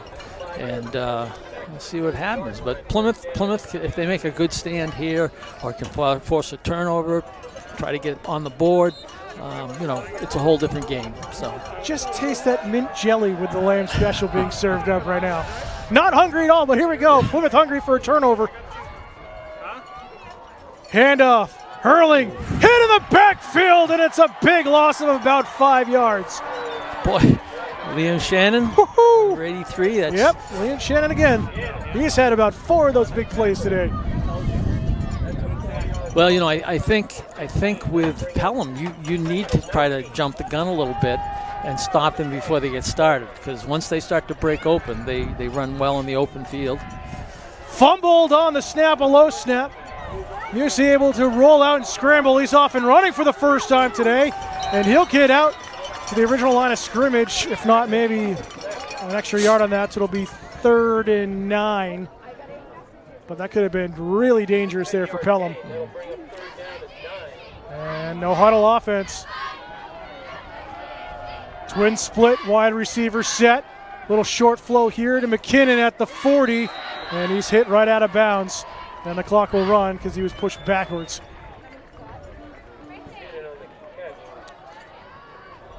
Well, now with 4th down, they're going to punt the ball. But this is exactly what Plymouth needed to start the second half. Eliminate that advantage of the coin toss. And the Plymouth kids aren't getting off the field. A lot of confusion. That's got to be a flag, but I don't see anything. It hits Mintzu. Ball loose. And Mintzu able to recover, and what a broken play that was. And Kind of a comedy of errors, but it wasn't that funny. Plymouth kids were slow to get their punt return team onto the field, and by the looks of it here, they could have very well had a flag thrown because they had another player on the field. He was about 3 yards away, and then Manso didn't.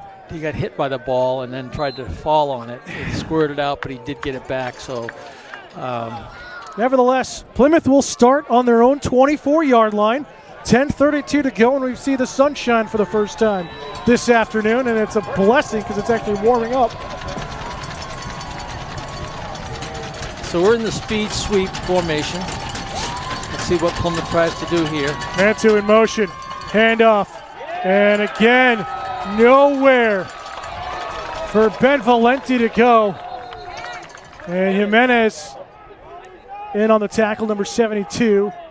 Pelham said the ball came out, but it was downed before then by the officials, so 2nd and 10.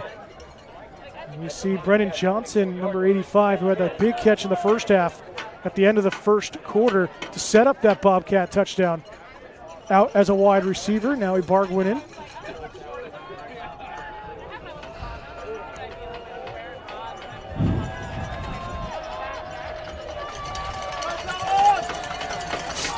Bobcats will work to the line. Eli Bargwin now out at the top of your screen. Mansu, quarterback, handoff on the reverse, and it's Jackson Rainier who gets wrapped up, a gain of about 4. I'll tell you, he started to cut back inside when he got through the line of scrimmage, and if he had gotten by that one tackler, we had a pretty good game coming. As it was, he picked up about 3. And tackled by the quarterback, playing defense. He didn't get fooled. So. This point of the game and this point of the season, throw everything in the kitchen sink, what you need to help your team win.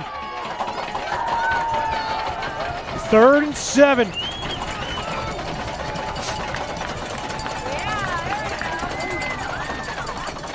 Diamond under pressure, throws off his back foot and lobs it up. And it's nearly intercepted by Justin Boland for the 2nd time today.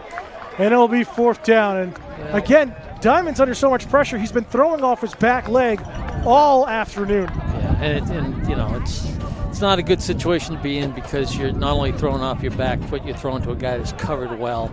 And that was almost intercepted. Really should have been if you're Pelham. Stone out to punt it away.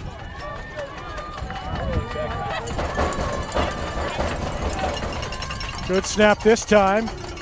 High end over end, and it's going to. Oof, that's not. Where are they gonna mark it?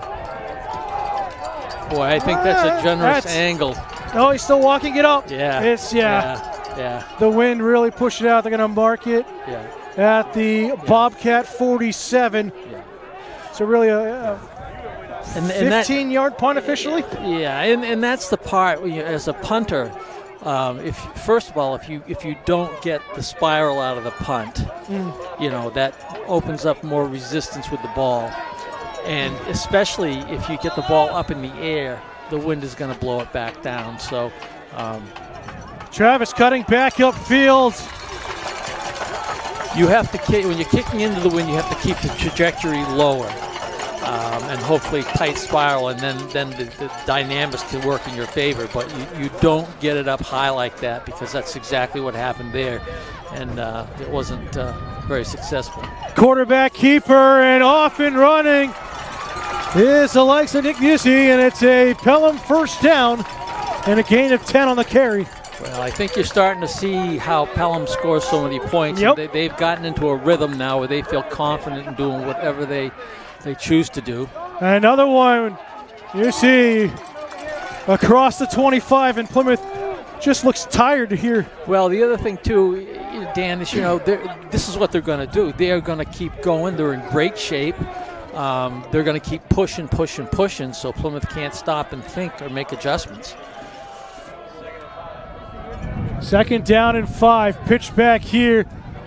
Travis gets pummeled there.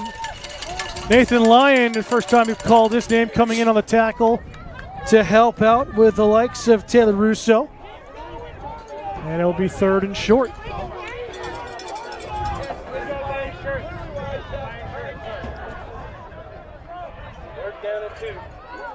Teula along the backfield has blocking.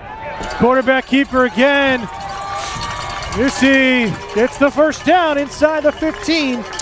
And we didn't see him run. You talked about it watching film that he can run, and they saved it for the 2nd half. Well, it's the one man that's not really covered. You have keys with your fullback, keys with your halfbacks.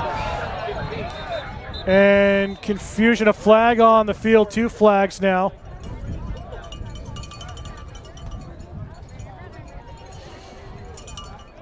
And it will be a false start on Pelham. So that gives Plymouth a little bit of a chance to breathe here. Clock stops. 7:17 to go in the 3rd quarter. Pelham still leading by 8, 14-6.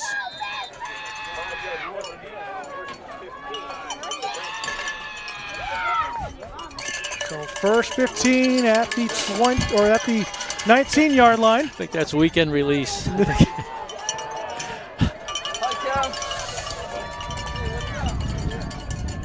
And again, Busey just charging forward. Dekatowski in on the tackle, was ready for it as the middle linebacker, number 55.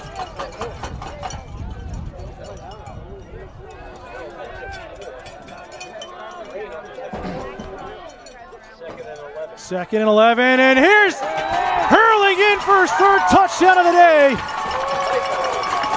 And Pelham taking a commanding lead. And it's 20-6 before the extra point. Well, what Pelham just did on that drive is they just kept, they didn't huddle.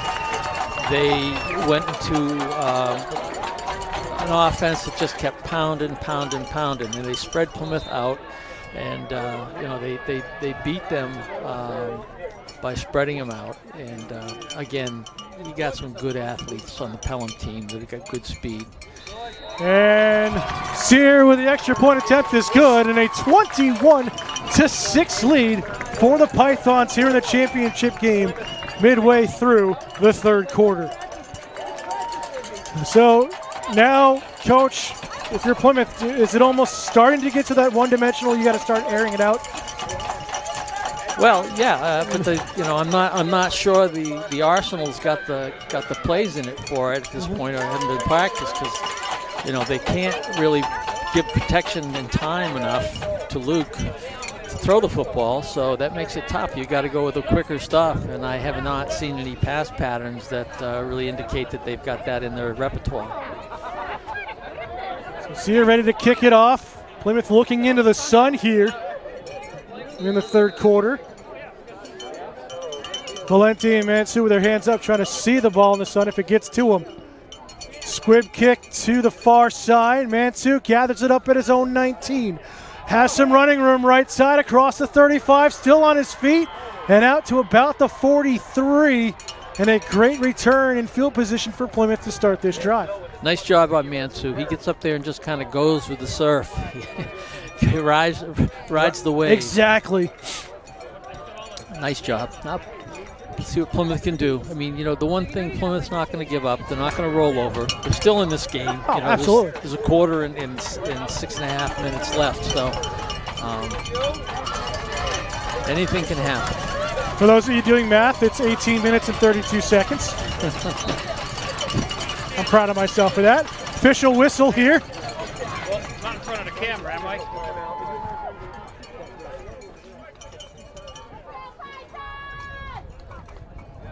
And what? Missing what's going on. Is the football not right out there right now?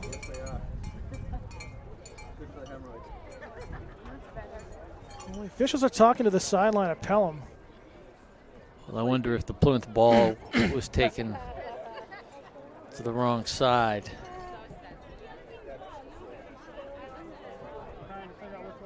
Yeah, I think that, yeah, right.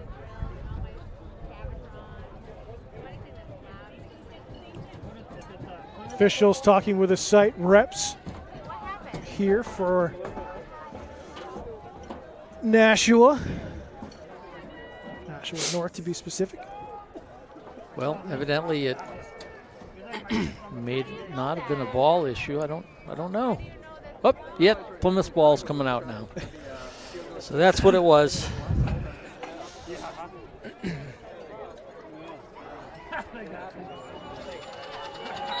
Plymouth needing to get some points here on this drive.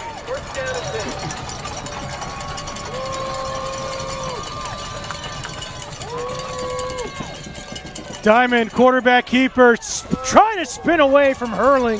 Hurling able to get a grasp of his jersey. Luke Diamond runs for about 4.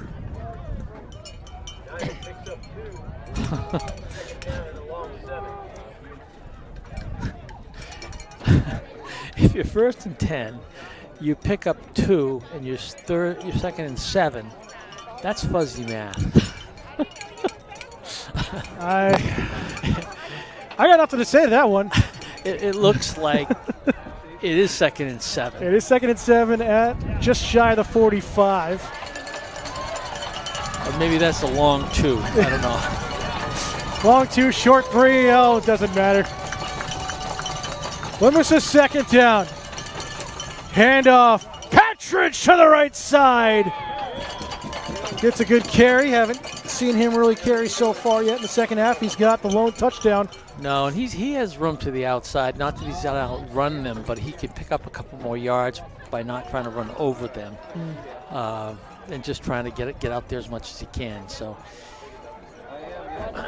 there's a time to run into him and there's a time to run away from him. Approaching 5 minutes in the third. Mansu will come in as a running back for Patridge. So you wonder, you've got essentially your first two string quarterbacks out there. Something can happen. Doesn't look like it. And a whistle and a flag, and it looks like it will be delay a game on Plymouth.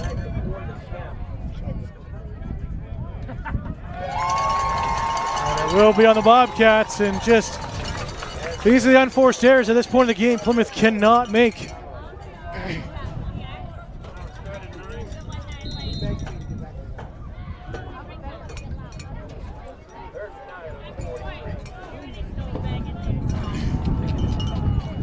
So 3rd and 9 for Plymouth Regional.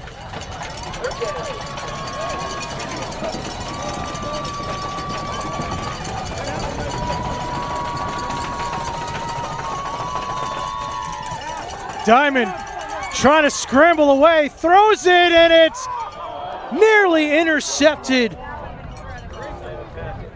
Connor Travis had a hand on it, but again, pressure on that weak side, coach, of Memphis Patterson. One of the senior captains just not allowing Luke Diamond to have any time in the pocket. Well, based on the formation, you also see, if you watch that defensive line, they're flip-flopping sides, putting one of their guys, stronger guy on a weaker guy. Oh, and another flag, and this one's going to be on Liam Shannon on Sportsman.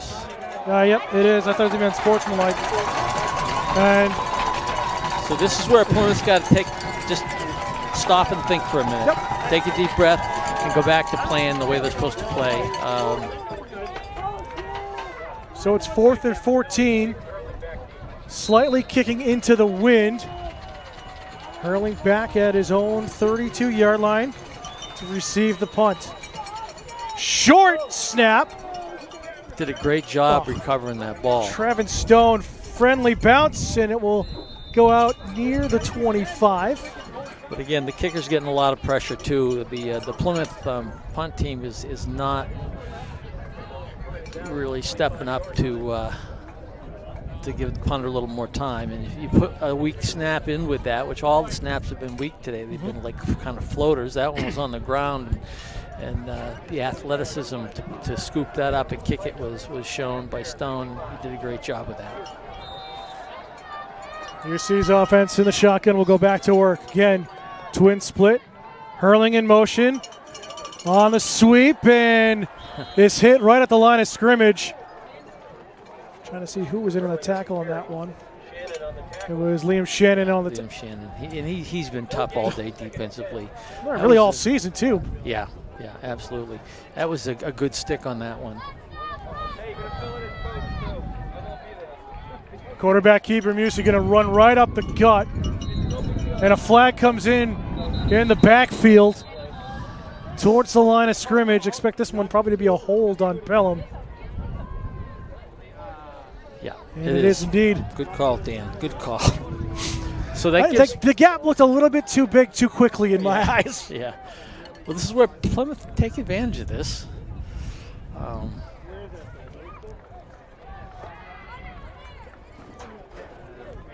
Plymouth can get a stop here like they did in the first half, a couple of 3-and-outs. So this will be a 2nd and 25 for them.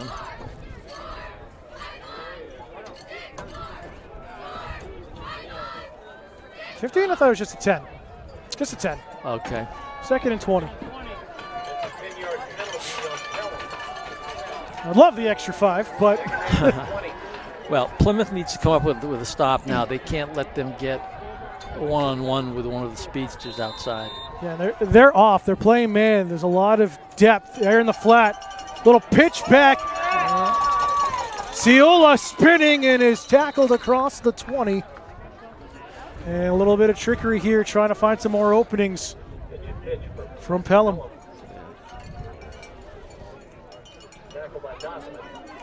Emmett Nossaman, as you heard in on the tackle. First time we've called his name this afternoon.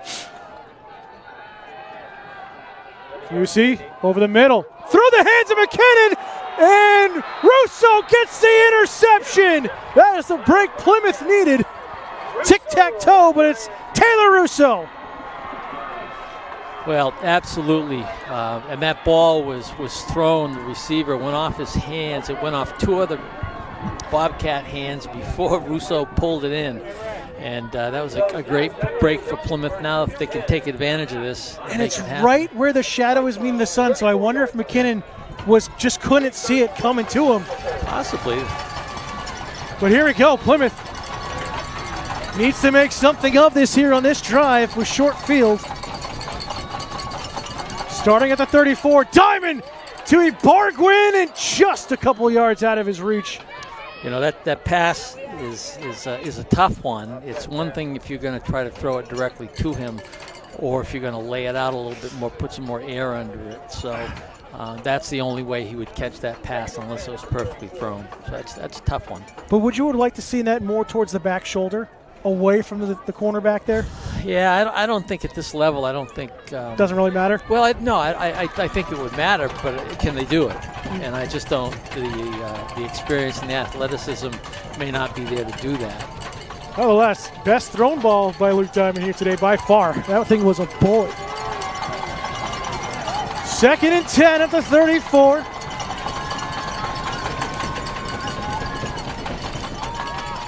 Handoff. And again, Plymouth trying to find a seam on the run game. And Patridge gets out to the 31, and a flag coming in. And it's going to be on Pelham. Again, talking. There's been a lot of chirping here after the whistles the last couple of minutes. Well, and that should be an automatic first down for Plymouth. I wonder if Pelham was trying to argue that there might be a hold on the inside, and I don't know, but that's a senior captain if it was thrown on him. And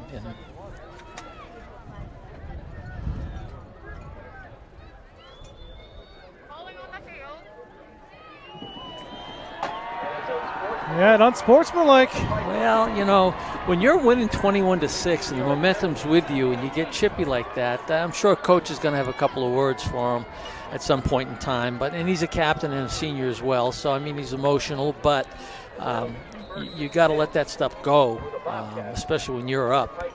This is just giving Plymouth another first down, you know, now at the 15, 16-yard line. Looks like it's at the 16, automatic first down, and Plymouth in the red zone for the first time since that touchdown.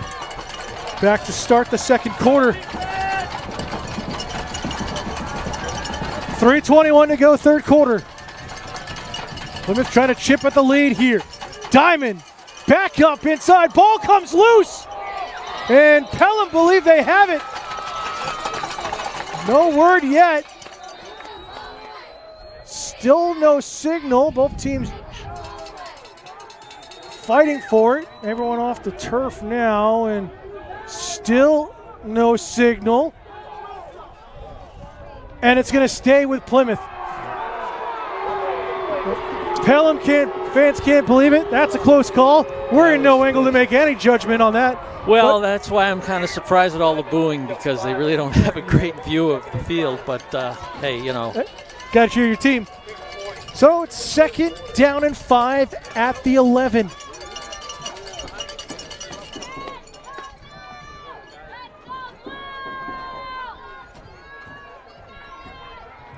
Plymouth will break the huddle. Ibargüen again at the top of your screen. Matched up with Bolin.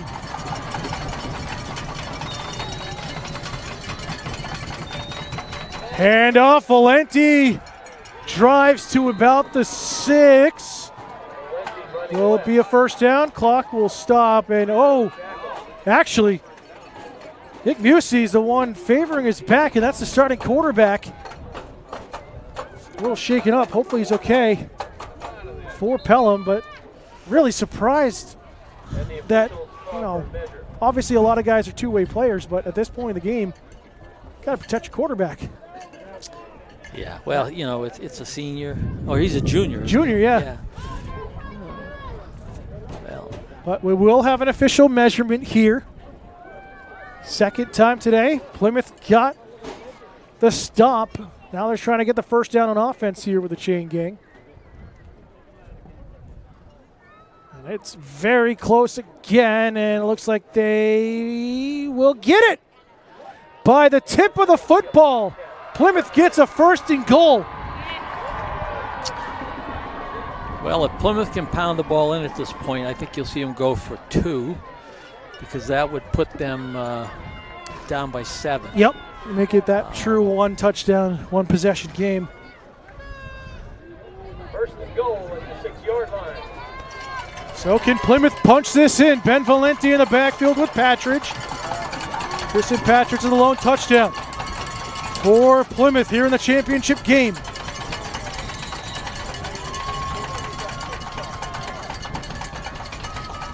Sense the blitz coming as Diamond trips up on the handoff to Ben Valenti, and no gain on the carry. Looks like Diamond stepped on somebody's foot. I think he stepped on Ben's foot. Yeah. Minute 40 and counting remaining in the 3rd quarter. Still 21-6 Pelham with the lead. Now, I think you just saw Robbie Thorne go in at end, possibly. There's the wind.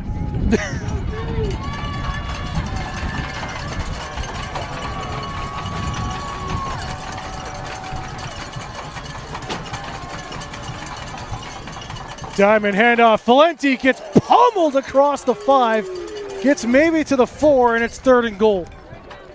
He thought he had an opening, and that closed. That door shut real quick. So 3rd and goal.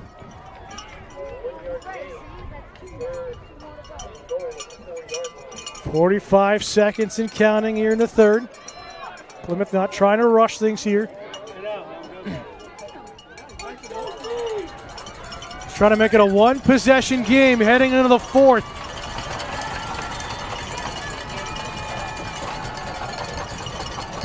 Diamond handoff, Valenti! Oh, a great defensive stop by the Pythons. And I believe that's Aiden Lynch, the senior captain, who got called for the penalty earlier for unsportsmanlike, makes a big stop there.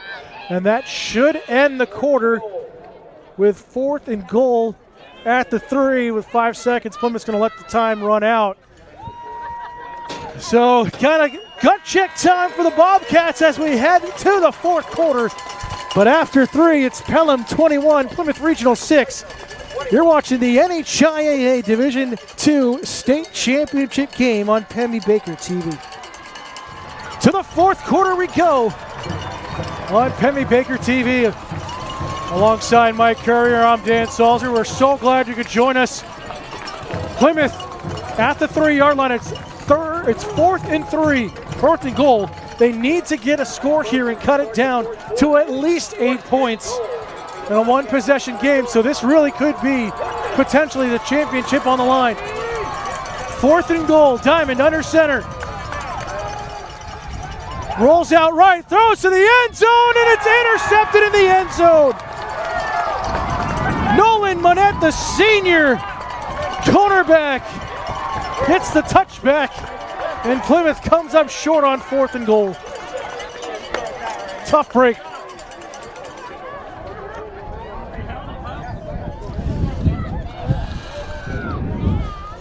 Second interception thrown by Luke Diamond here today. And you wonder, it just kind of has that feel right now, Mike, of the wind out of the sails for Plymouth. Hopefully not the case, still a whole quarter to go.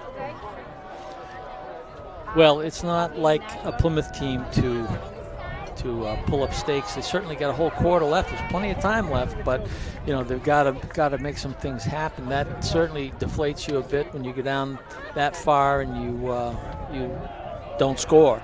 But at this point, you know, they got the ball before with an interception, and maybe they can get a turnover here and start to do some things. Ballback handoff. But I think what you'll see is if Pelham can control the ball and chew up the time, march down the field, that's exactly what they're going to do at this point. They have no call to do anything crazy and wild and tricky. They're up by, two scores. Two scores. And, they're in the driver's seat right now. So we'll see what happens. But Plymouth's just got to come up with something here to give them an opportunity to score. If you're a Pelham fan, you're good to see the quarterback out there. You see back under center actually in the shotgun right now after leaving the last drive. I imagine he'll be sore tomorrow. Yeah. Not going to come out of this game by any means. Hurling, spinning, and Nathan Lyons helping out defensively on the tackle as well, and Eli Crane. Slow to get up, but it'll be 3rd and 5. So Plymouth trying to get a 3 and out here. Well, if they can stop them here and they punt, they're kicking into the wind, and we've had off and on the wind has kind of gusted through here, and then it's low, and then it gusts again. So maybe that will work in Plymouth's favor. But 3rd and 5 for Pelham is not undoable, not very something manageable. They can't do. Yes. So. They'll come in motion and shift, set up the change, and there's the trap. Travis has nowhere to go. And it's gets to Carter. Yes, it is. Zach Carter, number 63 on the stop, and it's 4th and 5. Or 4th and 4, they'll give him a yard. And that is exactly what the Bobcats needed, a 3 and out after that interception in the end zone. They're in tight punt formation. And it's a short kick. Very poor. It's going to be a friendly Python bounce just over midfield, and it'll be downed at the Plymouth 47. So a short field to work with, and a great chance for Plymouth to get some more points on the board with 9:40 to go in regulation. This is where Plymouth has nothing to lose. There's no tomorrow, nothing to lose. Let's go get it. It's the kids have played a great game thus far for the most part. They've had a great season. Pelham is tough, and they've had a great season as well. But right now, it's like roll the dice and do what you got to do, because you got to score twice in 9 minutes and 40 seconds. So here we go. Diamond gonna try to put a championship type drive together here for the Bobcats. Hands in his face, airs it out far side, and it's intercepted by Justin Bolin for the second time today. 3rd interception thrown by the junior quarterback for Plymouth.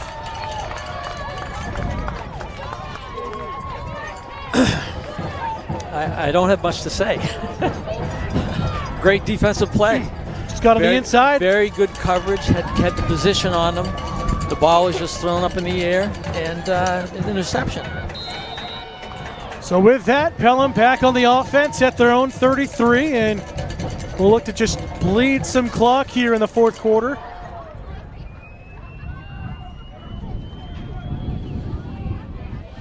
After the ball on interception, first and 10, Pelham on their 33-yard line. Expect a reverse maybe here.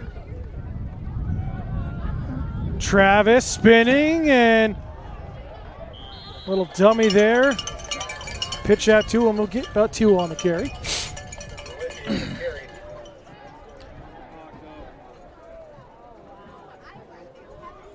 Travis on the carry. Connor Travis, the senior. I mean, no matter how this ends up, you couldn't have asked really for a better championship game in Division II, Coach. Plymouth not expected to be here. I mean, we talked with Coach Sanborn at the beginning of the season. Didn't expect this team really to maybe even make the playoffs with how some of the kids were, but they developed and they stayed in the weight room, and it's shown how much the team has progressed over the course of the season. You see, throw out here to the flat. Travis has been his favorite target here as of late as he drives across midfield. Gain of about 15 into Bobcat territory, and the Pythons have another first down. First down and 10 for the Pythons.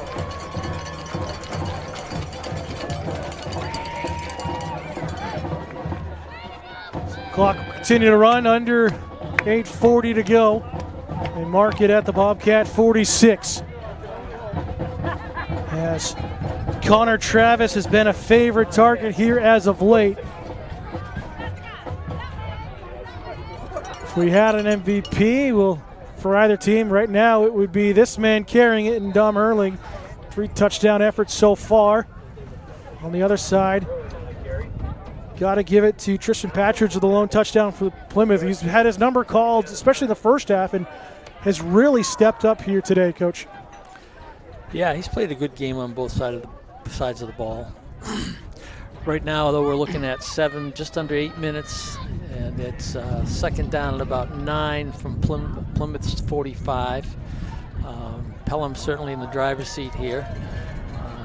Not rushing up to the line of scrimmage, waiting to use all the play clock. Double switch in. Travis has one man to beat, gets tackled inside the 15, and that play has been working for them most of the day. The little handoff and a little pitch up the middle. And it's a trap. People pulling, double handoff. They executed very well, and it showed. I mean, there was a lot of empty space, not just in the line of scrimmage, but in the secondary as well. Connor Travis with a big gain. It's 1st and 10 at the Plymouth 14.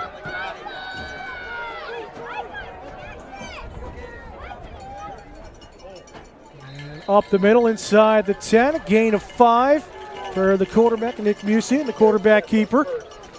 And we're starting to see some Plymouth fans head for the exits. Still 7 minutes plus to go.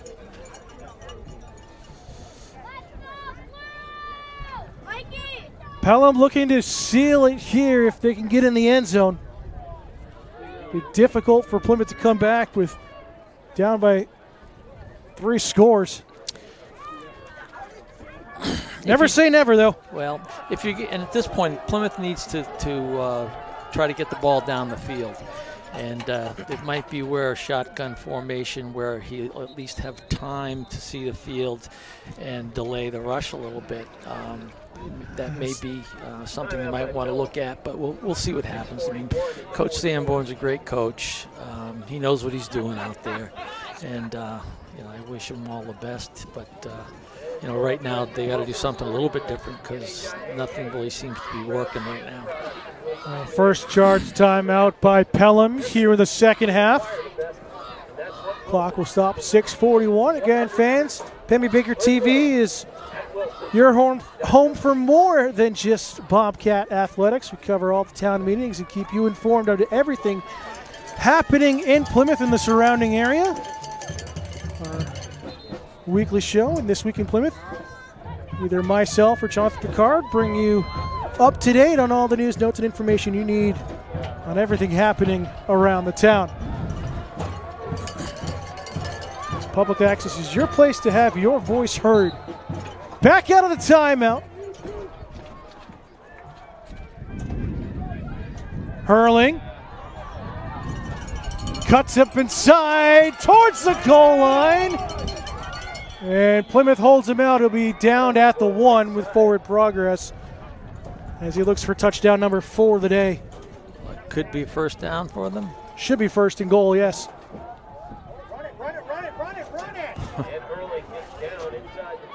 So first and goal from the 1, and Musey will charge in on the quarterback keeper for a Pelham touchdown. And a 27-6 lead with 6.5 minutes to go.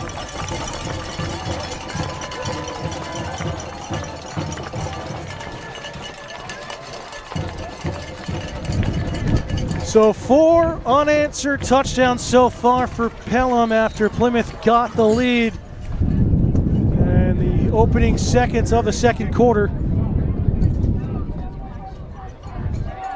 Sear for the extra point attempt. And he drills his 4th extra point of the day.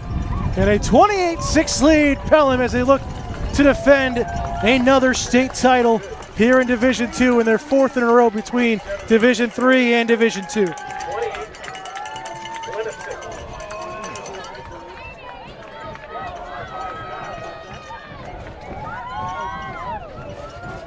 Well, at this point in time, I mean, Plymouth kids have just got to stay up as much as they can.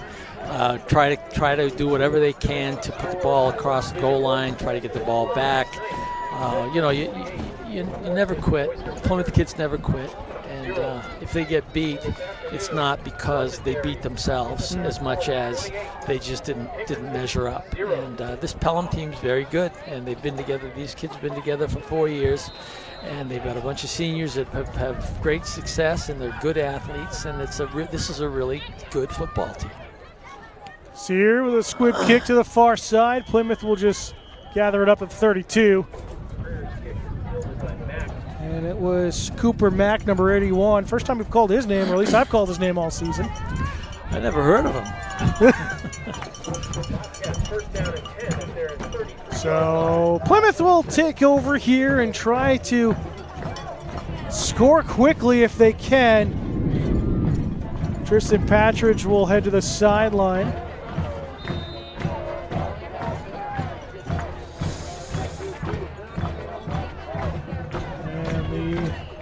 Pelham fans starting to get the celebration going. With 6.5 minutes to go.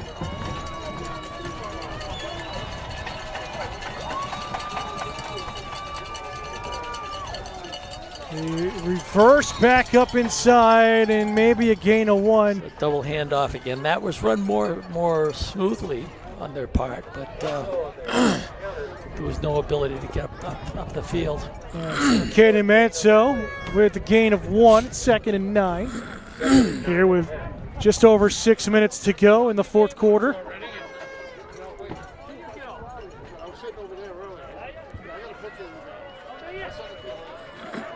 Plymouth working to the line of scrimmage. Bargwin here on the near side has the wide receiver. Same setup as Valenti runs into a wall and has nowhere to go. Again, maybe a yard, if anything. As Russell Leonard there was in on the tackle, number 60. Another half-yard gain. It's 3rd down and 9. So 3rd and long for Plymouth. Well, you can bet that the aggressive Pelham defense is going to come after him on this to create pressure on the quarterback if he's going to try to throw. We're in the speed sweep formation with Valenti at fullback. Diamond under pressure, and Valenti was hit before the ball got to him, but falls incomplete, and it'll bring up 4th down. Well, Diamond had absolutely no opportunity. Coming in unpressured once again was Memphis Patterson, the senior, who's been absolutely stellar. Well, he's just, you look at him, and the kid's a rugged kid. He's quick, he's athletic. He's getting by the center, playing nose. He's just picking a side and going. High snap here as Travis Stone, a beautiful punt, and fair catch signaled at the 38. And Pelham are sensing another championship.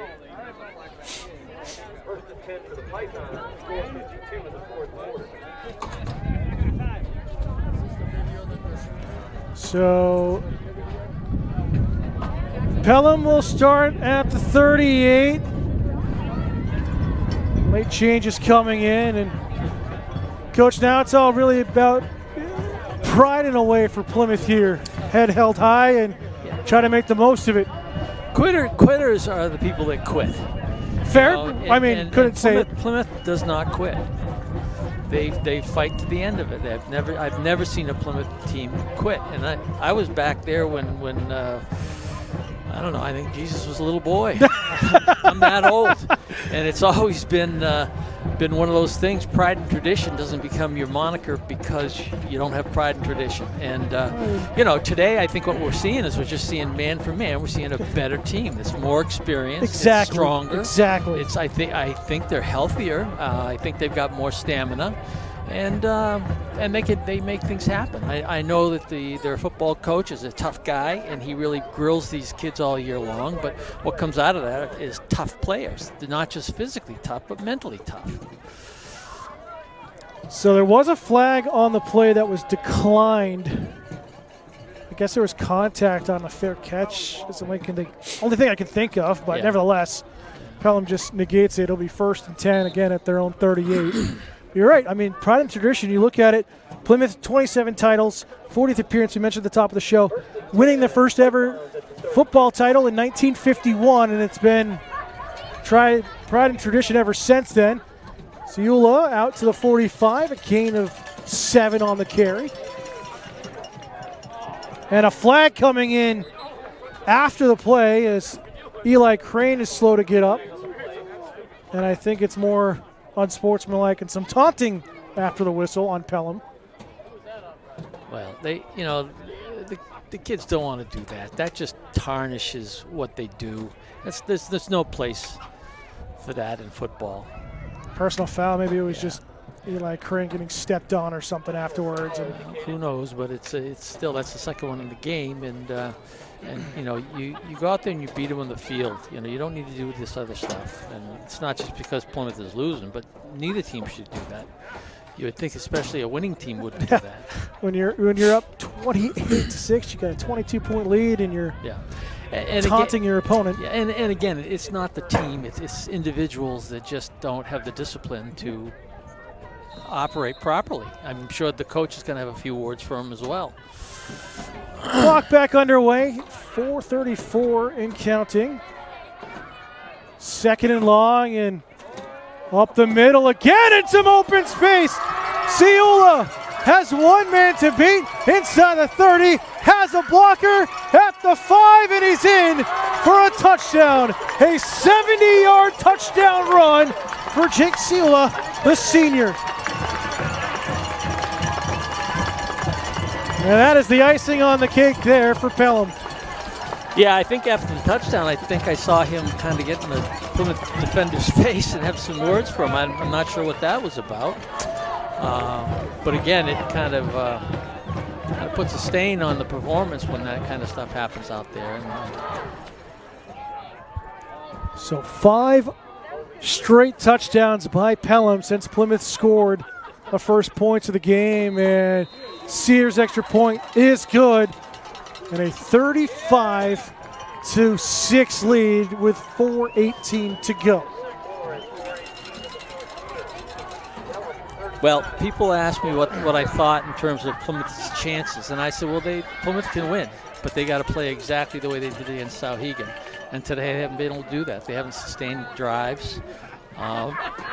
They haven't given quarterback time to throw the football. I mean, it's just those things. And sometimes I can remember back in my earlier years of coaching with Chuck Lenahan is we were playing Sauhegan, and Sauhegan was loaded that year. And it just came down to they were better than us, and that was just it. Yeah, I think that's the case. It's just been too much pressure on Luke Diamond. It's not that Plymouth hasn't gotten the turnovers or the chances. They just haven't capitalized on those turnovers. Right. So sent on the squib to Mantu inside the 20. Trying to turn to the sideline and gets out to about the 40. About a 22-yard return there for the Bobcats.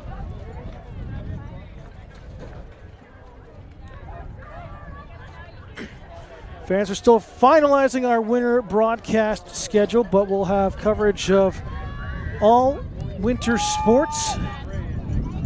We'll have ski jumping again in February, the wrestling invitational, also some of the duels and tri-meets that wrestling will have, and also at least 3, if not 4, boys and girls basketball games as well here on Pemmy Baker TV this winter.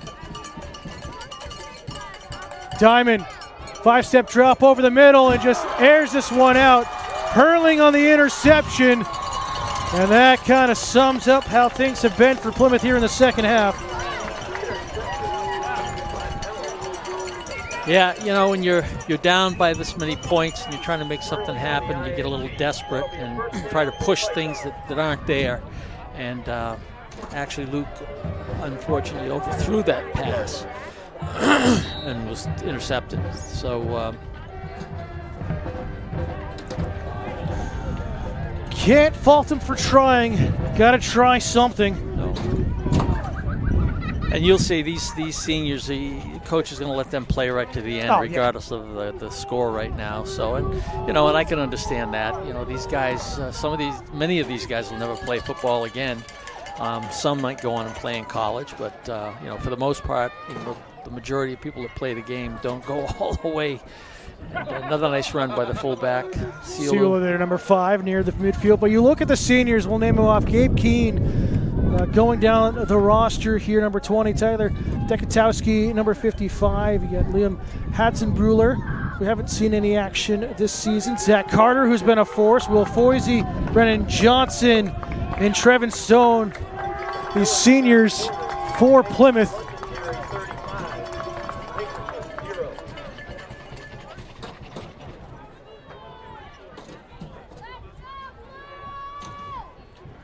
So again, Pelham just going to bleed as much of the play clock as they can and continue to run this clock down. Final 10 seconds on the play clock with the back judge's arm moving.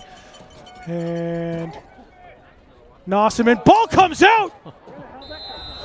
Nossaman had the stop. Plymouth got the ball back. I believe that was Brandon's second reception. Is that number 85? Yeah, it was. It was indeed. So he's Plymouth's player of the game, I think, here. I would say so. That. That's 39-yard line. Plymouth will be at the 39 and just want to get one more, get a point, some points here in the second half, avoid the goose egg in third and fourth quarter. Well, I would put the ball in the end zone, go for 2, onside kick. I mean, keep going for it until a 0 is on the board. Absolutely. Oh, this is trickery. Trick play.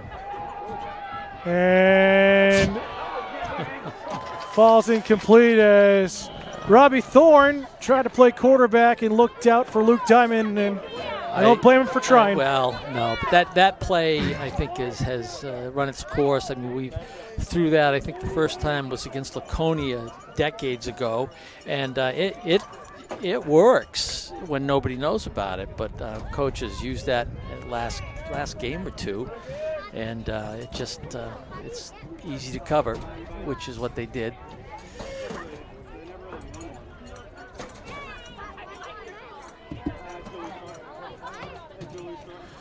I mean, I know Plymouth tried to do it last week against Souhegan, but there was a flag or a whistle that came in, negated it.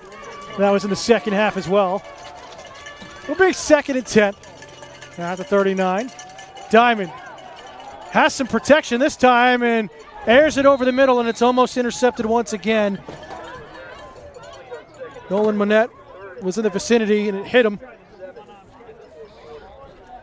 So 3rd and long here for the Bobcats.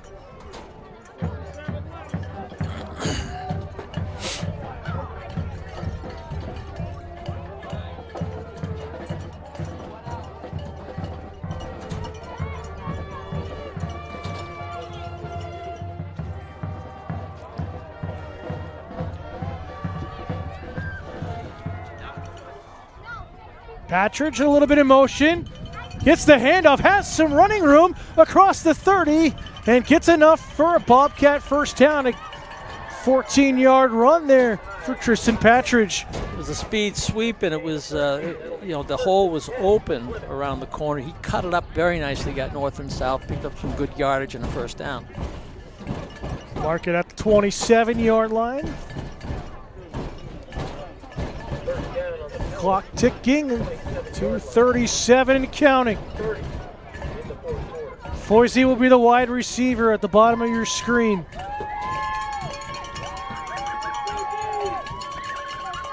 And hit was Mansu right away. They're just shooting the gap and getting through there. They're low, they're quick. Great job there by Jackson McCott, number 65, in on the tackle, read it beautifully. I mean, both teams have had spectacular defensive plays here all game long. The offense has been just too much for Plymouth. I think their coach is trying to get some seniors in. Yeah, looks like their that. Last game of their career.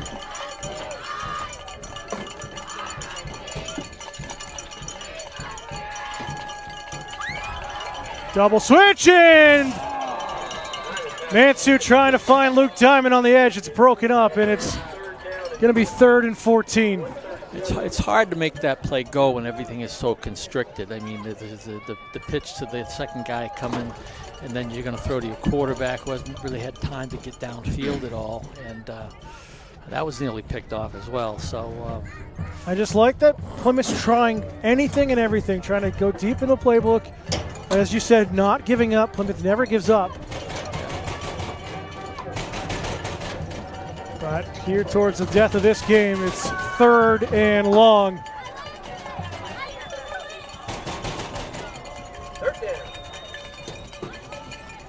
Again, the double handoff. Plymouth still. And it's Keene. That's second touch for Keene today, I believe. Again, did not play all of last week after an injury. I think missed part of the 2 games ago, and then Yep. last week he was out. And Yeah, he missed the second half. You're right. Of and he's John limping, Stark. He's limping off the field. I think there was some kind of I don't know if it was ankle, knee, or muscle pull or something like that. And I noticed that in practice yesterday. I didn't want to mention it earlier, of course. but, Rightfully so. At the final minute of the game here. Pelham getting ready to celebrate another state title.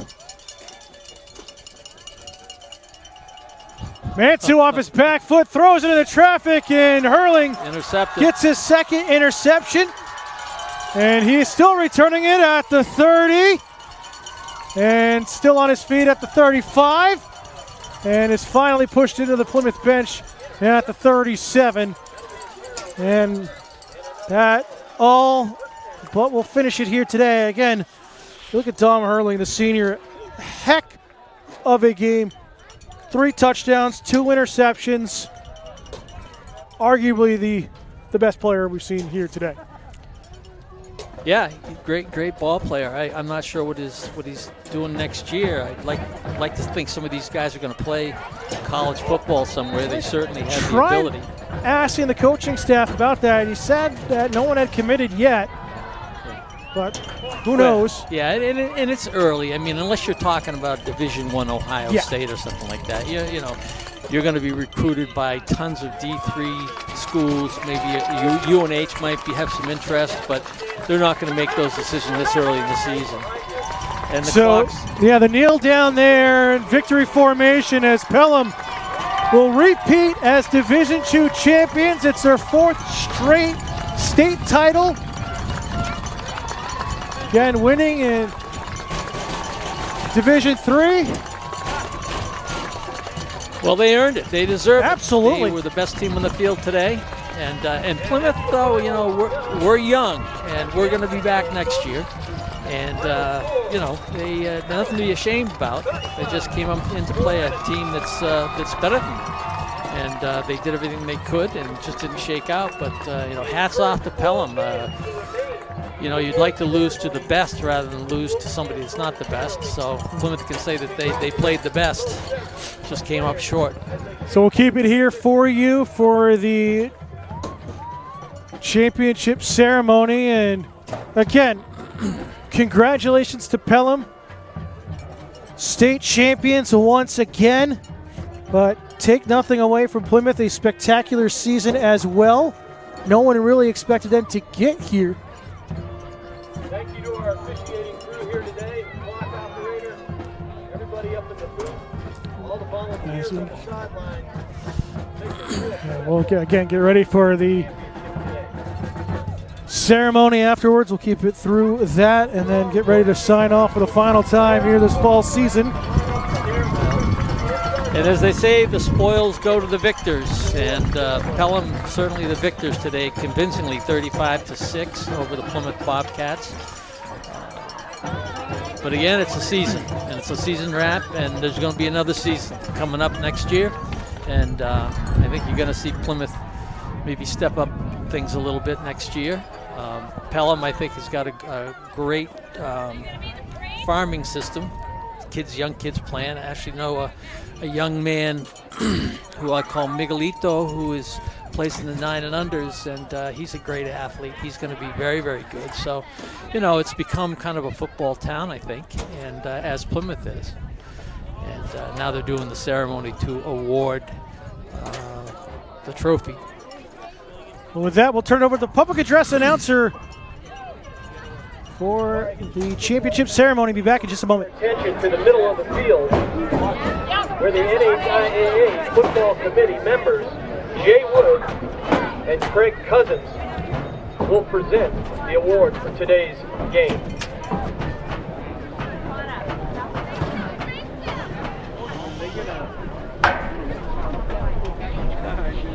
Would the head coach and captains of Plymouth High School please come forward to accept the runner-up plaque and medal.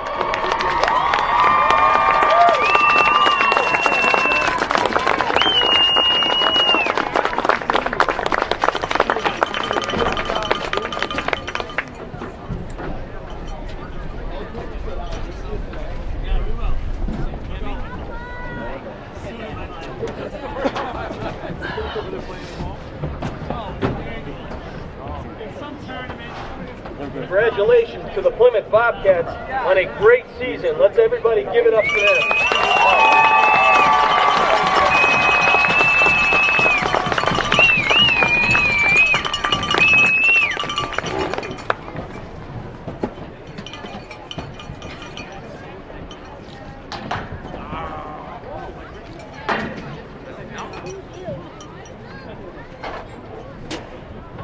And now would the head coach and captains of Plymouth High School please come forward to accept the championship plaque and medal.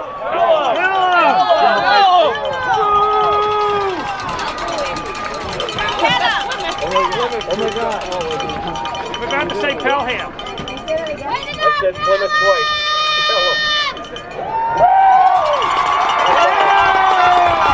Congratulations to the 2023 NHIAA D2 football champion, Pelham Python. There you go.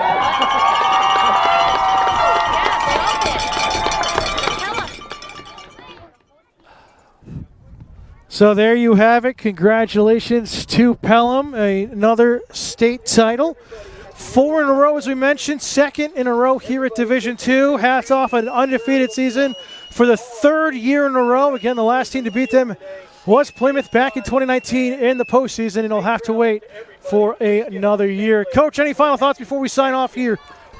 Well, when the announcer mistakenly introduced the Pelham Pythons as the Plymouth champions from Plymouth, I thought people were going to drop a heart attacks up here.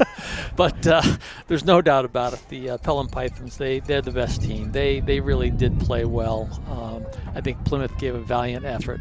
The Plymouth kids, like we've mentioned many times before, they really at the beginning of the season weren't picked to be where they are now, and they made it. So in one sense, they've had a tremendously successful year in football, and the good news is we get all those boys back pretty much next year.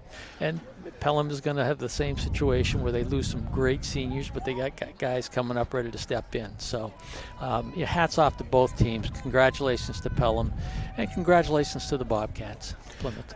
And that's going to do it for us here this season. Thank you all for tuning in all season long.